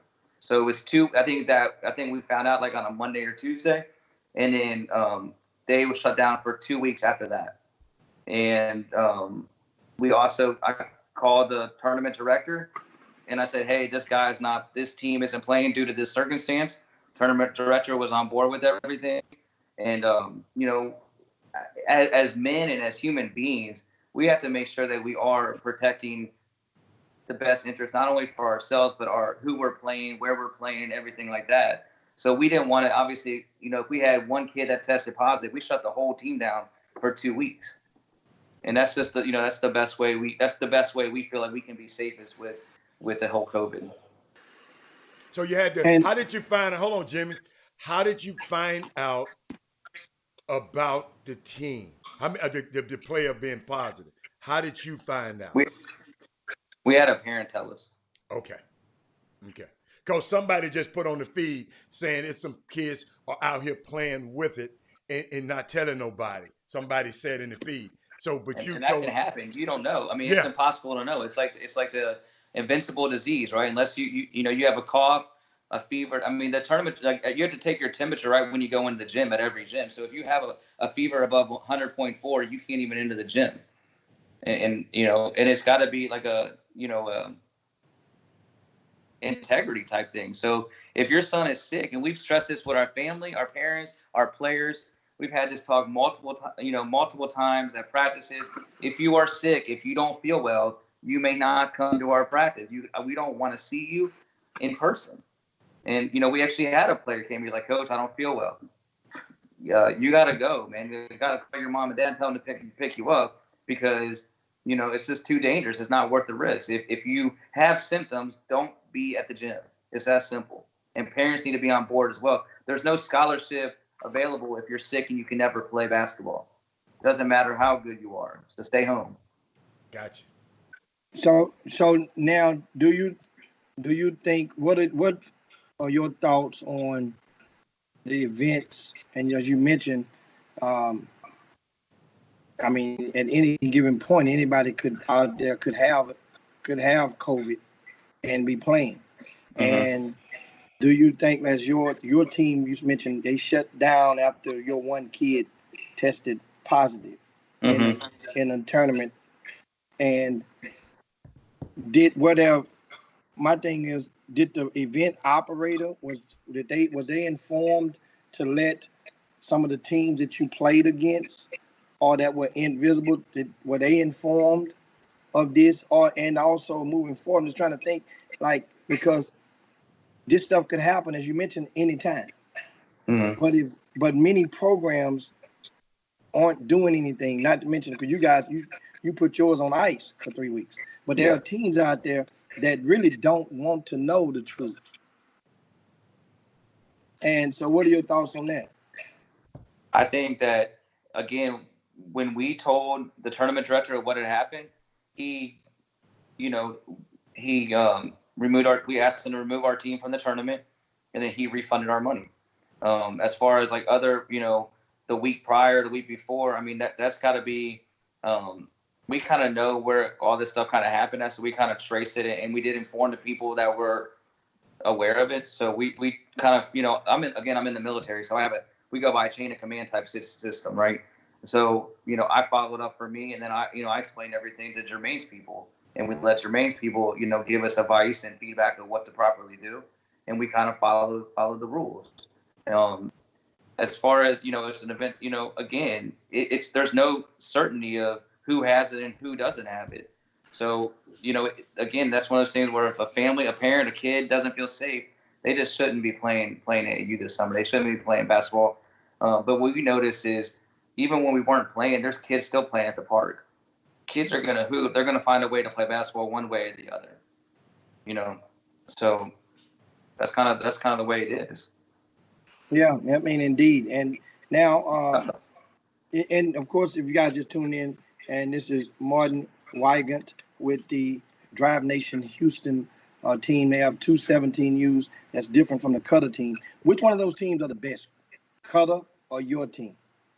Cutter's gonna get mad at me for this, but it would be my team. We handle them at practice, every single practice, every practice. We've lost to them one time, and it was like them kind of like DOYA versus us. You know, like they were super excited, more excited to us than we were to them. We were kind of just pissed off we lost, but to them it was like, hey, we beat them. We can hang with these guys, and you know, not to undervalue anything what Cutter's doing, because I mean Cutter's team, from where it started to where it is now, I mean, they just, that Raptors game they lost to, before that, they had a 12-game winning streak. So, I mean, they're doing their thing. They're getting better, and those kids are getting better and better and feeling more comfortable with each other every single game and every single practice. So, you know, Coach Cutter is an outstanding coach. He's definitely one of the more up-and-coming coaches in the Texas area. And I think you're going to hear about his name, you know, and if God given my name to, you know, eventually, you know, coach something bigger and better. But right now we're just enjoying what we do and how we're running our organization. And it's like our baby, like you were saying, Robert, like it's our baby, and we love it. And we're trying to improve every single day, and we're trying to do things right. You see a lot of these AAU programs out there, they just want to, you know, cheat or do anything in the world to get better. You know, we're trying to do it right. We want to really expose these kids. If you guys ever check out our Instagram, man, we post on our players every single week. I mean, I think last week, we had 2,900 views on our Instagram. And my son Brandon became our team videographer. Your son? And he's been doing great. Whoa. Yeah, my son. Wait a minute. Coach, you ain't but 12 years old. How old your son? My son actually turns 22 on Saturday. So, Coach, hold on, man. I don't want. He told you he'd been in the Coast Guard for 20 years. He about to retire next year. No, but you're still having a 20-year-old son. I'll be 40 in December. That don't mean you ain't got no son. What are you talking about? This man got a son. He look young. Coach, I got 6 sons, man. You like to practice. You just like to practice, Jimmy. I got 3 boys myself, and we adopted 3 other boys. All my former players, and another kid I met from the Big Brother Big Sister program. But I mean, there's a lot of love in my house and my family, and we just kind of want to, you know, walk the light of God and Jesus and how He does things, and we just want to pour out our love to others. You know, my favorite Bible verse is Matthew 5:16, which says, let my light shine before others, that they may see my good deeds from my Father in heaven. And, you know, I kind of live by that value. And I want to, you know, like Kareem was my first son we adopted. He was one of my former players. Now he's 23 years old and doing great. We have Lewis Hughes, who moved up with me his senior year and went to Dobie High School and became one of the, man, he's the most underrated AAU basketball player I've ever seen in my life. I looked at the stats, I get all my old my pop-ups and stuff from Instagram or Facebook, and like the kid would average 30 points a game every single game, and he was so athletic. He was only 6 foot tall, but I think he dunked on 4 different people, and then I mean the guy he ended up going to Lee College, but he had 18 college offers in one summer with us, so he did his thing, and then. And then my other son is Carlos, who I met through the Big Brother Big Sister program. But I got a really strong wife. My wife Susan. We'll be celebrating our 20th anniversary in November, and I met her when she was in the 7th grade. So I'm big on just Wait. How old were you in the she was in the 7th grade. What grade you was in, Coach? I was in the 8th grade. All right, okay. Coach, I'm just trying to figure it out, Coach. I don't. Yeah. But Coach, I got a question for you. Anthony Favre. He was a high school coach. You probably know him, high school coach, and he's also a summer coach. He said, first lesson in grassroots, no one cares about winning. In fact, I think high D1 coaches rather a kid lose early so he can enjoy his weekend. Low D1s want a kid to lose early so others won't see them. Do you? I mean, I don't know about that philosophy. What do you think about that philosophy? I've never heard of that one. That's a new one to me. Man, I like to win, and I know our kids like to win every game. We like to play. If we're home on Sunday at 1 o'clock, it's a bad weekend, right? Okay. In my opinion, we want to play, and that's like I told you guys a couple of times already. Is our program, man? We like to play basketball. we dedicate ourselves, our time. We manage it properly, and we want to be in that gym at 5:00 on Sunday in the championship game. When we play in this Bigfoot Hoops event on Saturday, the championship game's at 5:00. We plan on being in that game at 5:00, and if we don't, something didn't go right that weekend. So, I do understand what Coach is saying with the they want the lower majors want them to go home so nobody sees them. But the devil advocate to that is if they do play, somebody will see them and they might get that opportunity. It only takes one coach to fall in love with a player. And Coach, I want you to help me out with this, Coach. One of the pioneers in summer basketball, right? Now, hold on. Let me give you the thoughts on that question. That question stems from the angle of a college coach, and that holds weight with most college coaches abroad. The question that you just posed on the screen from Favre, once again, a lot of the college coaches don't care about winning. Who wins the game? That's what he said. Yeah. The college they don't care. They don't care. Yeah, a that's lot what of he the said, coaches Coach. don't care. Yeah. But at the same time, Favre didn't specify that in his He question. said the He just threw it D1 out there. coaches, Jimmy. Yeah. He said the D1 Most of those. coaches don't care. That's what he said. But the reason I had a comment out there because Chris Walker used to have a team full of Division I basketball players, right? And when he lose, guess what he said? Man, I don't care. All 12 of these dudes going to college. Yeah. Now he was coaching. He said all 12 of these dudes going to college. And you know what? And I'm gonna give you the counter to that to prove that when Chris Walker or most people that when they lose games, they will say that because at the time when they're faced with that fire, the 15-minute rule hadn't even expired pretty much. The cool-off period isn't there. And my point is, when Chris Walker played against the Houston Hoops and he had T. Harvey on the bench, they beat the Houston Hoops that summer in that event. And during that event, Chris Walker had antagonized Schumacher and the Hoops so badly that and they almost basically virtually had a parade on their sideline. So if winning didn't mean that much, then Chris Walker went and told all the people around the country how he beat the Hoops. If that didn't mean that much, then why the hell you go through all those measures? That goes to show you just pay attention. Some people on certain days may lose, it don't mean much. But when they win, it means the world. That's the way I look at it on that. And guess what? That's one thing I might agree with you about. Because if they win, it's okay.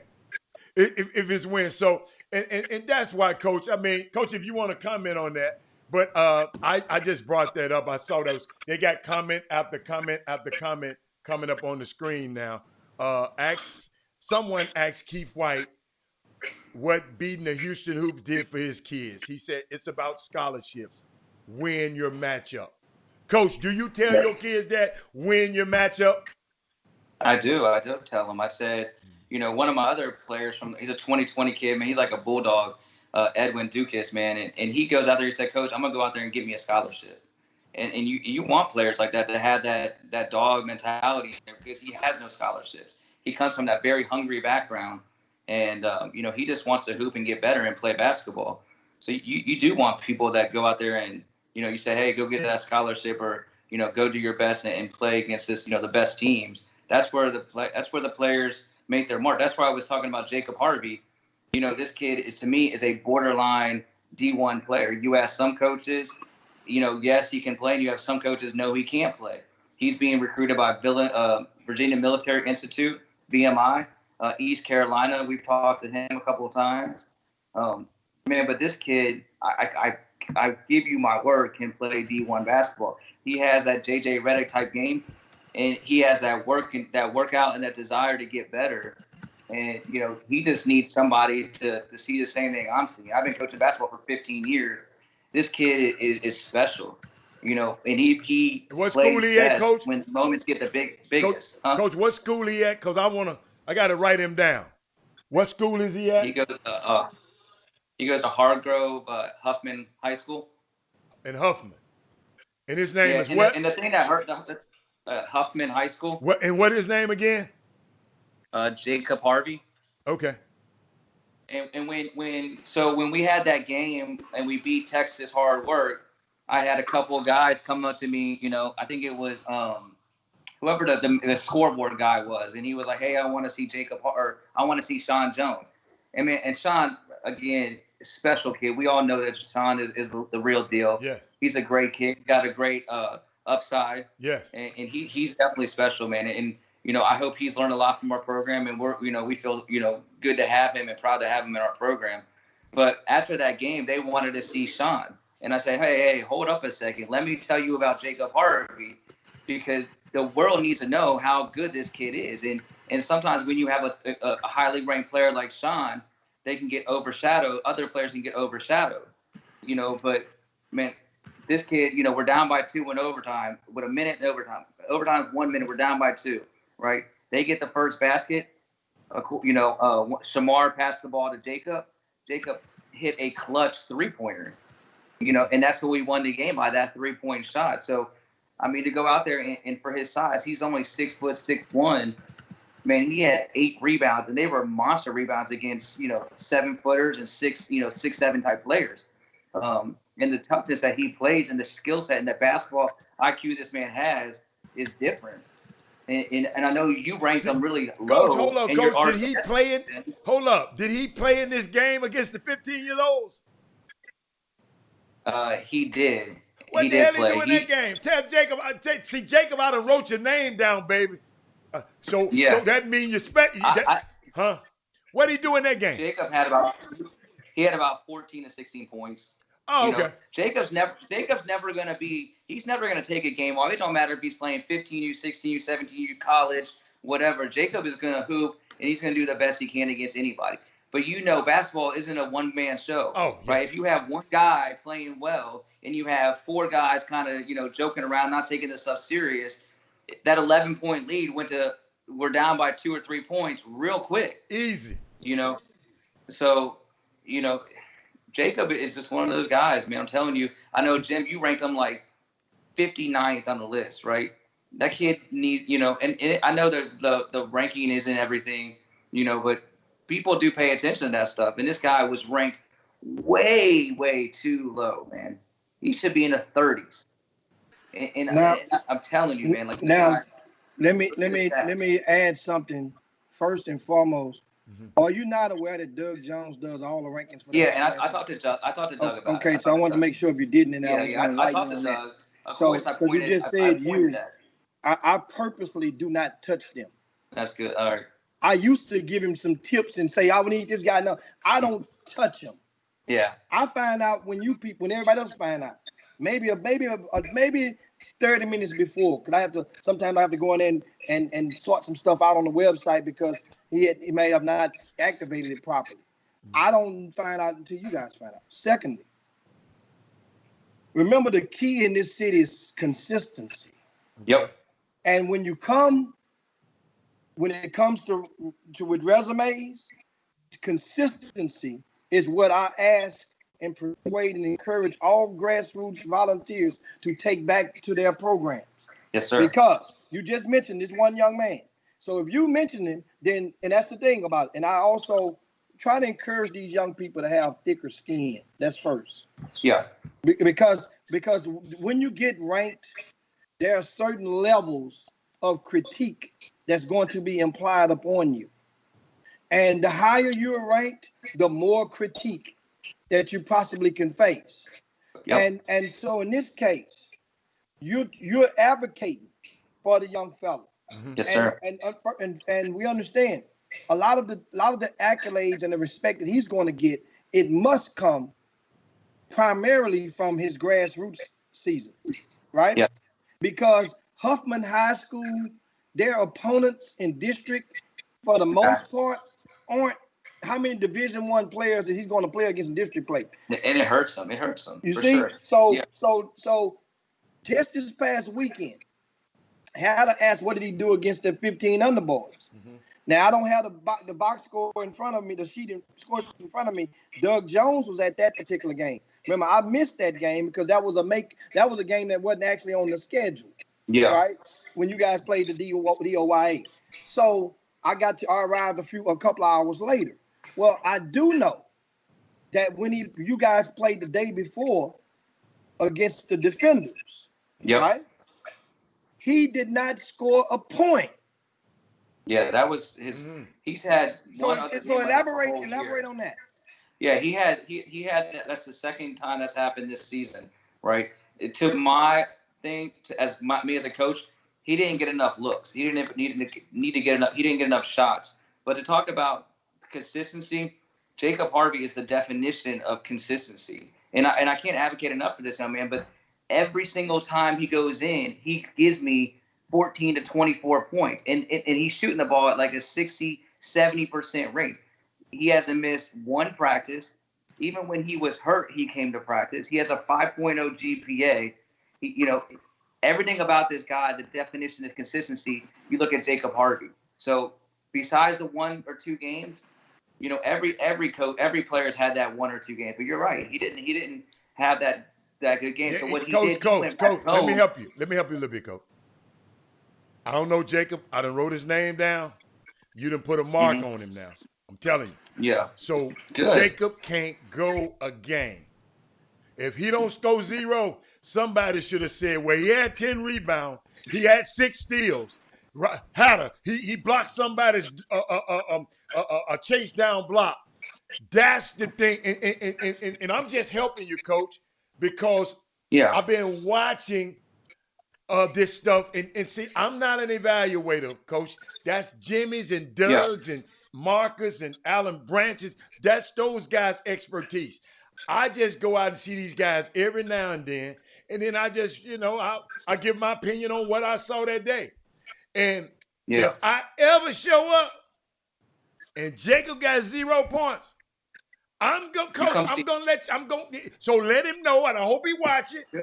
Jacob, we want that. Jacob, you got to go to the line and get a foul. You got to do something. No looks, Jimmy. You go with and I told you when I was in high school, they was complaining, talking about I shot too much. Get what the coach told him. He said, did he miss any? He said, yeah, he missed some. He said, consider every one of his misses a pass to you and go get the damn rebound. Yeah. Go get the rebound. Well, two things, Robert, is the next game, like this is how good the kid is. He goes home and he probably spent 3 hours shooting that basketball. Like, that's how dedicated this kid. And the next day against Take My Talent, he had 18 points. Coach, you know that. Coach, you know that, right? Yeah. You know what he did. You know how hard he worked. We got a little kid around here in Houston right now. I know how hard he worked. And now the world know how hard he works. So tell Jacob to keep working, because the kid was I saw him in practice. I saw every game. Jimmy and them don't show up, and Doug and them don't show up to certain games, but in high school. So they didn't see exactly what I saw in this kid. So, but guess what? I saw him more. I saw him in practice. I saw the next day. He'll get up in the middle of the night. I got the show. He waking up at 6 and 5 in the morning and running around his neighborhood. Me and you saw that, but they don't see it. And they don't care. I'm finna help you so you won't get thick skin. Coach, they don't care. I'm with you, man. And again, shout out to Doug Jones, because when I approached Doug about it, he said, Coach, I'm willing to change this ranking. You guys got to show it to me. And that's what we want. That's all we can ask for. If somebody's ranked 100th, right? And then somebody else comes and he goes out and he scores one weekend, 30, 20, whatever he does, and he has a great weekend. Doug's saying that he's willing to change the rankings accordingly. And that's all us grassroots teams can ask for is fairness when it comes to being open-minded about that. But you have to understand though, certain kids' accountability. Yeah. You can't, when you're playing a game against possibly the most Division I players on the court that you're going to play, and against kids that's compatible in your grade level. Yep. That are all guards that are ranked ahead of you. That's a prime opportunity to make to go and close the gap. Not against guys who are ranked below you or teams that's ranked better. Sometimes it's people watching matchups. Yeah. Other people are watching teams. But matchups is what people are more concerned about than the teams are playing. Very often, very rare, like this past weekend, the fans or the spectators were delighted to a highly anticipated showdown in that this past weekend. And that was the highlight of the weekend was going into the weekend, was getting a chance to see the Houston Defenders, 15U, measure themselves against DOIA because those two teams had been boasting their potency. Yeah. Other than that, we didn't get to see the Defenders versus Hard Work because they're brother programs up on the Under Armour, and they opted not to play each other because for whatever reasons. Yeah. Now, but that game was the game that was measured. I mean, people wanted to see who was going to win. Put it like that. For the most part, like you're saying. So this young man, not to key on him so much at all. That goes for all players, right? Yeah. That's like you have another player on the Cutter team that played in the semifinal game against the Raptors. Well, the Raptors have a young man he's climbing up the ranks. Azari Woods, good player. Huh? Azari Woods, he's from Manville High School. Well, no, I'm not talking about Azari. Azari is a situation that's going to take care of itself. Azari Woods, people wonder his uncle is a head coach at UTEP. So that's how the offers came about. But then a lot of people get tricked in this stuff out here. And my thing is when it come down and start talking about the rankings and recruiting, then that's when I'm like, hold, let's pump brakes. Let's get real. Azari Woods got offers, and his mom's brother is the head coach. So he's going to look out for his nephew. Hell, I would look out for my nephew. I looked out for my nephew a couple of years ago. I had him at number 99 in the magazine. Fair enough. I don't remember that. I'm going to look out for my kinfolk. He might have thought he should have been 59. I'll put your ass at 99. Take that and run with it. Got your picture in the book. And you know what? You know what I'm sitting up and thinking about, Jimmy?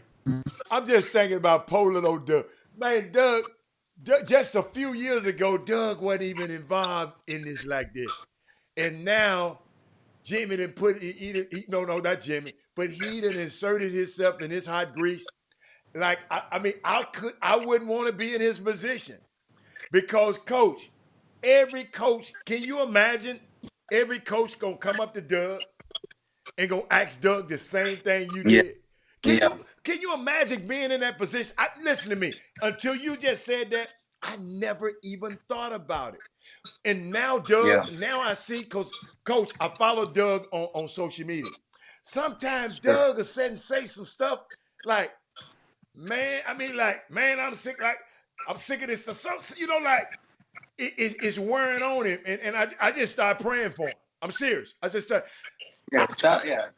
This stuff he's doing his thing. Yeah, he's doing a good job. This stuff is y'all got to realize, man, the young man has got an awesome responsibility to rank the guys.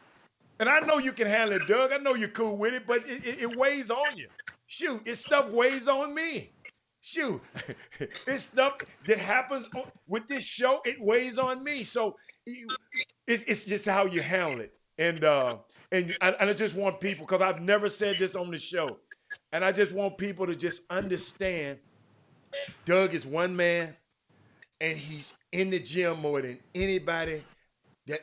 Him and Jeffrey Day, I never not see them in the gym when I'm in it. So, Coach, all I'm saying, ladies and gentlemen and people out there, give them, give them hell now. Don't give them, but understand, Coach, what he's got, the task he got at hand. The task. Just understand the task. That's all. And he didn't even pay me for that. He didn't pay me for that. I gave him that one for free. Man, Also, shout out to Coach Larry from the Defenders for giving us that matchup, man. A lot of program directors won't, tournament directors they don't want to let us play. And man, I asked him when he asked me to play. He said, "Who do you want to play?" I said, "I want to play against the 3 best teams in that thing." And man, he was a man of his word, and he gave me the 3 teams that I thought were the 3 best teams in that thing. So man, shout out to those guys, man. That's all we want is an opportunity. Well, I mean, what it means is also is that you with your bang for your buck, you picked an event that was a one location, a single location event that had just the good balance of sneaker sponsored programs and none under one roof that provided the opportunity for you to get those matchups. Yeah. And that's rare. You took advantage of it because you could have been sitting at home and decided not to play like some other teams did. And you got those matchups because guess what? Just like you asked for them, there wasn't the options, as you mentioned earlier, about having options. They didn't have many other options. Yeah. You see? So on the pecking order, your team, if you had to seed all those 17 U's, your team was one of the top 5 seeds. That's right. Okay. So if you look at the seedings of the events that you're at, because the top seeds normally want to play the top seeds. Then it goes on down. And normally a team don't want to play a team from their own city, but unless if you're going out of town, it is. And so that's one of the things you just got to take in and you move forward. The thing is, you keep people consistently informed of the results from your program. Yeah. Input equals output. If you guys have the stats after every event, after every game, email it. And I'm going to tell you, you can tag me all you want on Twitter. I tag you everything. I'm not on Twitter like that. We tag you People don't understand that.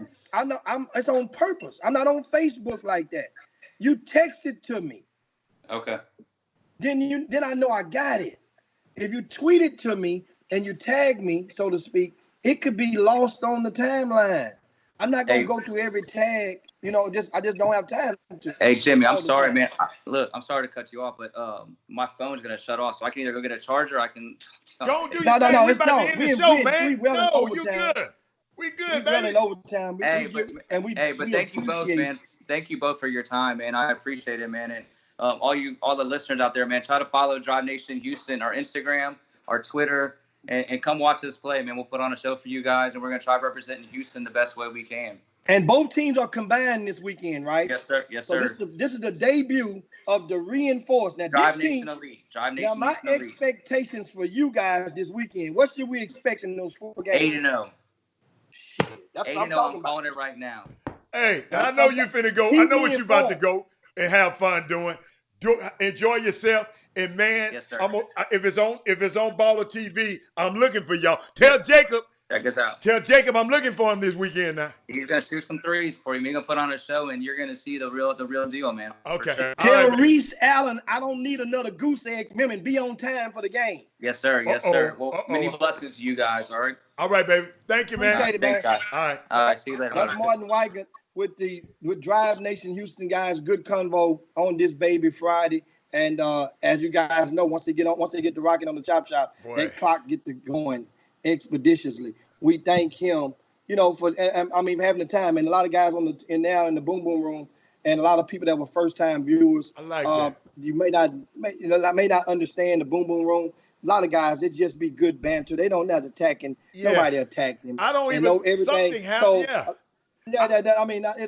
Walt, you got to realize a lot of people may not understand the Boom Boom Room because that was first time, and they get right now. So that's the thing. It's just that's how it goes. It's rigged.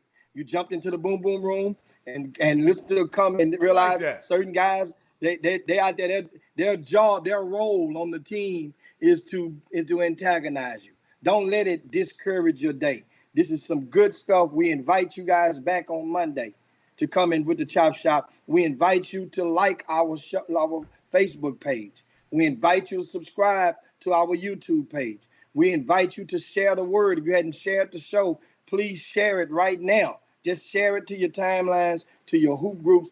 At least you can give us that much. share the show, and most importantly, just let somebody else know about the Chop Shop. This is one of those shows where it helps. It really does help a lot of people get through their midday.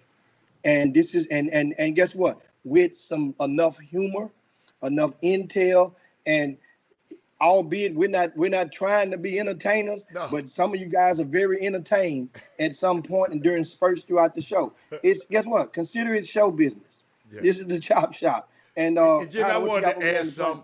I want to add, and really seriously, over this weekend, go to get your friends, tell a friend, tell another friend, go over to YouTube and subscribe to our site. We had a milestone. We're trying to get to 500. So let's get us over 500 this weekend, and get us just tell your friend, tell another friend. I don't care. And one other thing I want y'all to do this weekend, please wear a mask, save some sports, and save some lives, and we'll see y'all on Monday. All right? So, Jimmy, I know I got to push this button for you.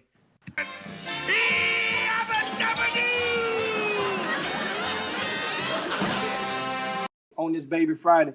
Great combo, guys. We're coming back next week. Gonna hit it even harder. We got some good guests lined up, and we're gonna keep that thing rolling, man. We appreciate it. And of course, if you hadn't done so, now's a good time to go on over to rcssports.com and check out those rankings that Coach was talking about. It also has the grassroots team that each player has that he participates with. Jimmy, I'm sorry. What year is Jacob?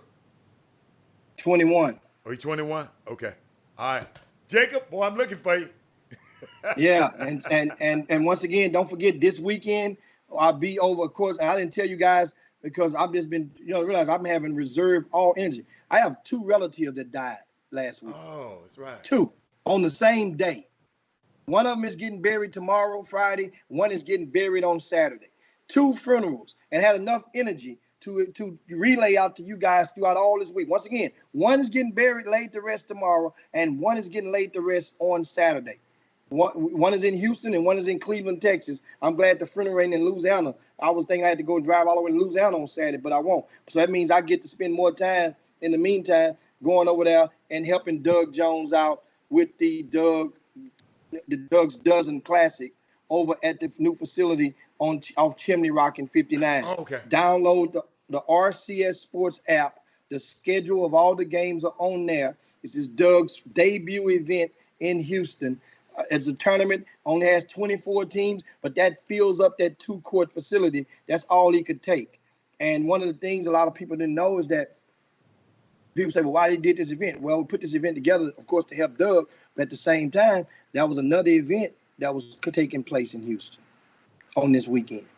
And that event was operated by a guy from out of state. And so the thought was, if you sit back in your city and let people from out of state come in your town, putting up tents and doing events, what if that event does well? That means that event going to take place again the following year. So you have to put together an event to at least heat off and control your territory. Did Robert Hatter say that a couple of years ago? I think I said that while we letting people come in here doing events. So that was like a lot of people asking that, well, man, there's got to be more to it than that. Yes, more to it than that, but the primary thing was seeing somebody come, and that was going to be pretty much the only thing going on in Houston. And you're giving them an opportunity to do an event, and that guy has canceled his tournament. So job well done, Doug Jones, because that other tournament in Houston, which was occupying a 4-court facility, they didn't have enough teams to fill it 2 courts up. So they've canceled. So this event, Doug Jones is filled up, 24 teams, a lot of good teams in there. Not a lot of good teams in there. It's nice, for based on what you got to see. And it's not all day long.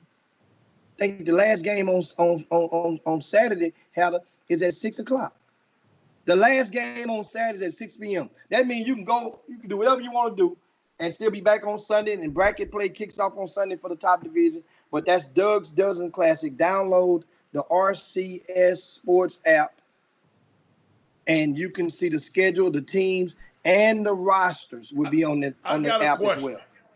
Doug for Doug. Doug, are you going to be tweeting and let me know what's going on? Because you know I ain't coming. Because you do it for everybody else's events. So I hope you're doing it for your dang event too. Because that's how I keep up with everybody else's event. Please do it for your event also, Doug. Somebody relay that message to him, Jeffrey Day. And speaking of Jeffrey Day, today is his birthday. Yeah. We're going to give a happy birthday to Jeffrey Day, young fella. And he just dropped his son off to college last weekend. And that has to be one of the most special. I can only imagine that's probably one of the most special moments that a father can endure is to go and drop his son off at college for the very first time. So shout out to Jeffrey Day. We also want to extend our condolences to the University of Houston athletics department and their football program because of the fact that Bill Yeoman, the legendary coach, I think he was like 92 years old, something like that. He was passed away, and Bill Yeoman was responsible. Remember we told that story when Ralph Cooper was giving the intel, and Warren McVay. Not McVay. I didn't say the name. I'm thinking about the damn bomber. No, you're good.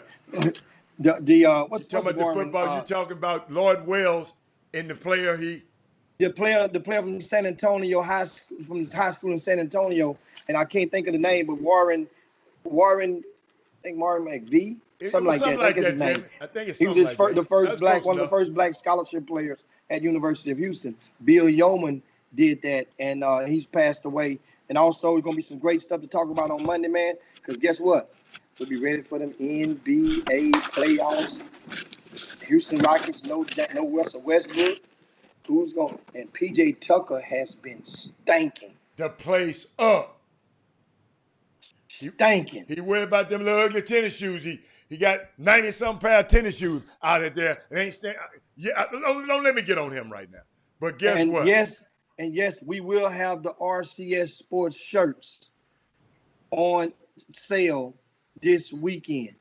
We will have the RCS Sports Dry Fit shirts on sale at the event this weekend. So come over to Doug's Dozen Classic. And you guys, thanks so much for tuning in, man. And it was a great day. Oh, great day. Intel. Great week, Jimmy. It's been a great week. Women Rock Wednesday. I mean, definitely a great week. Yeah. And shout out to Little Rick Wilmore, man. You kept it alive all week. And we got to start giving a weekly analysis. We used to give the top 5, who the post of the day. We didn't get that in a while, had maybe the first month, but of this week, we got to give it out to Lil Rick. Lil Rick been on there every day, man. Keeping it live. Lil Rick is awesome. But we got to get out of here, Jimmy. They hit my doorbell. They ringing my doorbell. Y'all hear it in a minute. So we'll see y'all later. I'm out. Jim Hicks,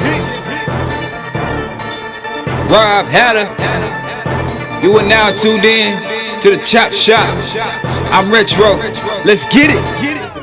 We in the Chop Shop, we live in the Chop Shop.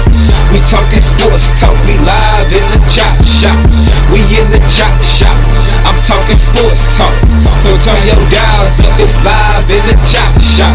We in the Chop Shop, we live in the Chop Shop.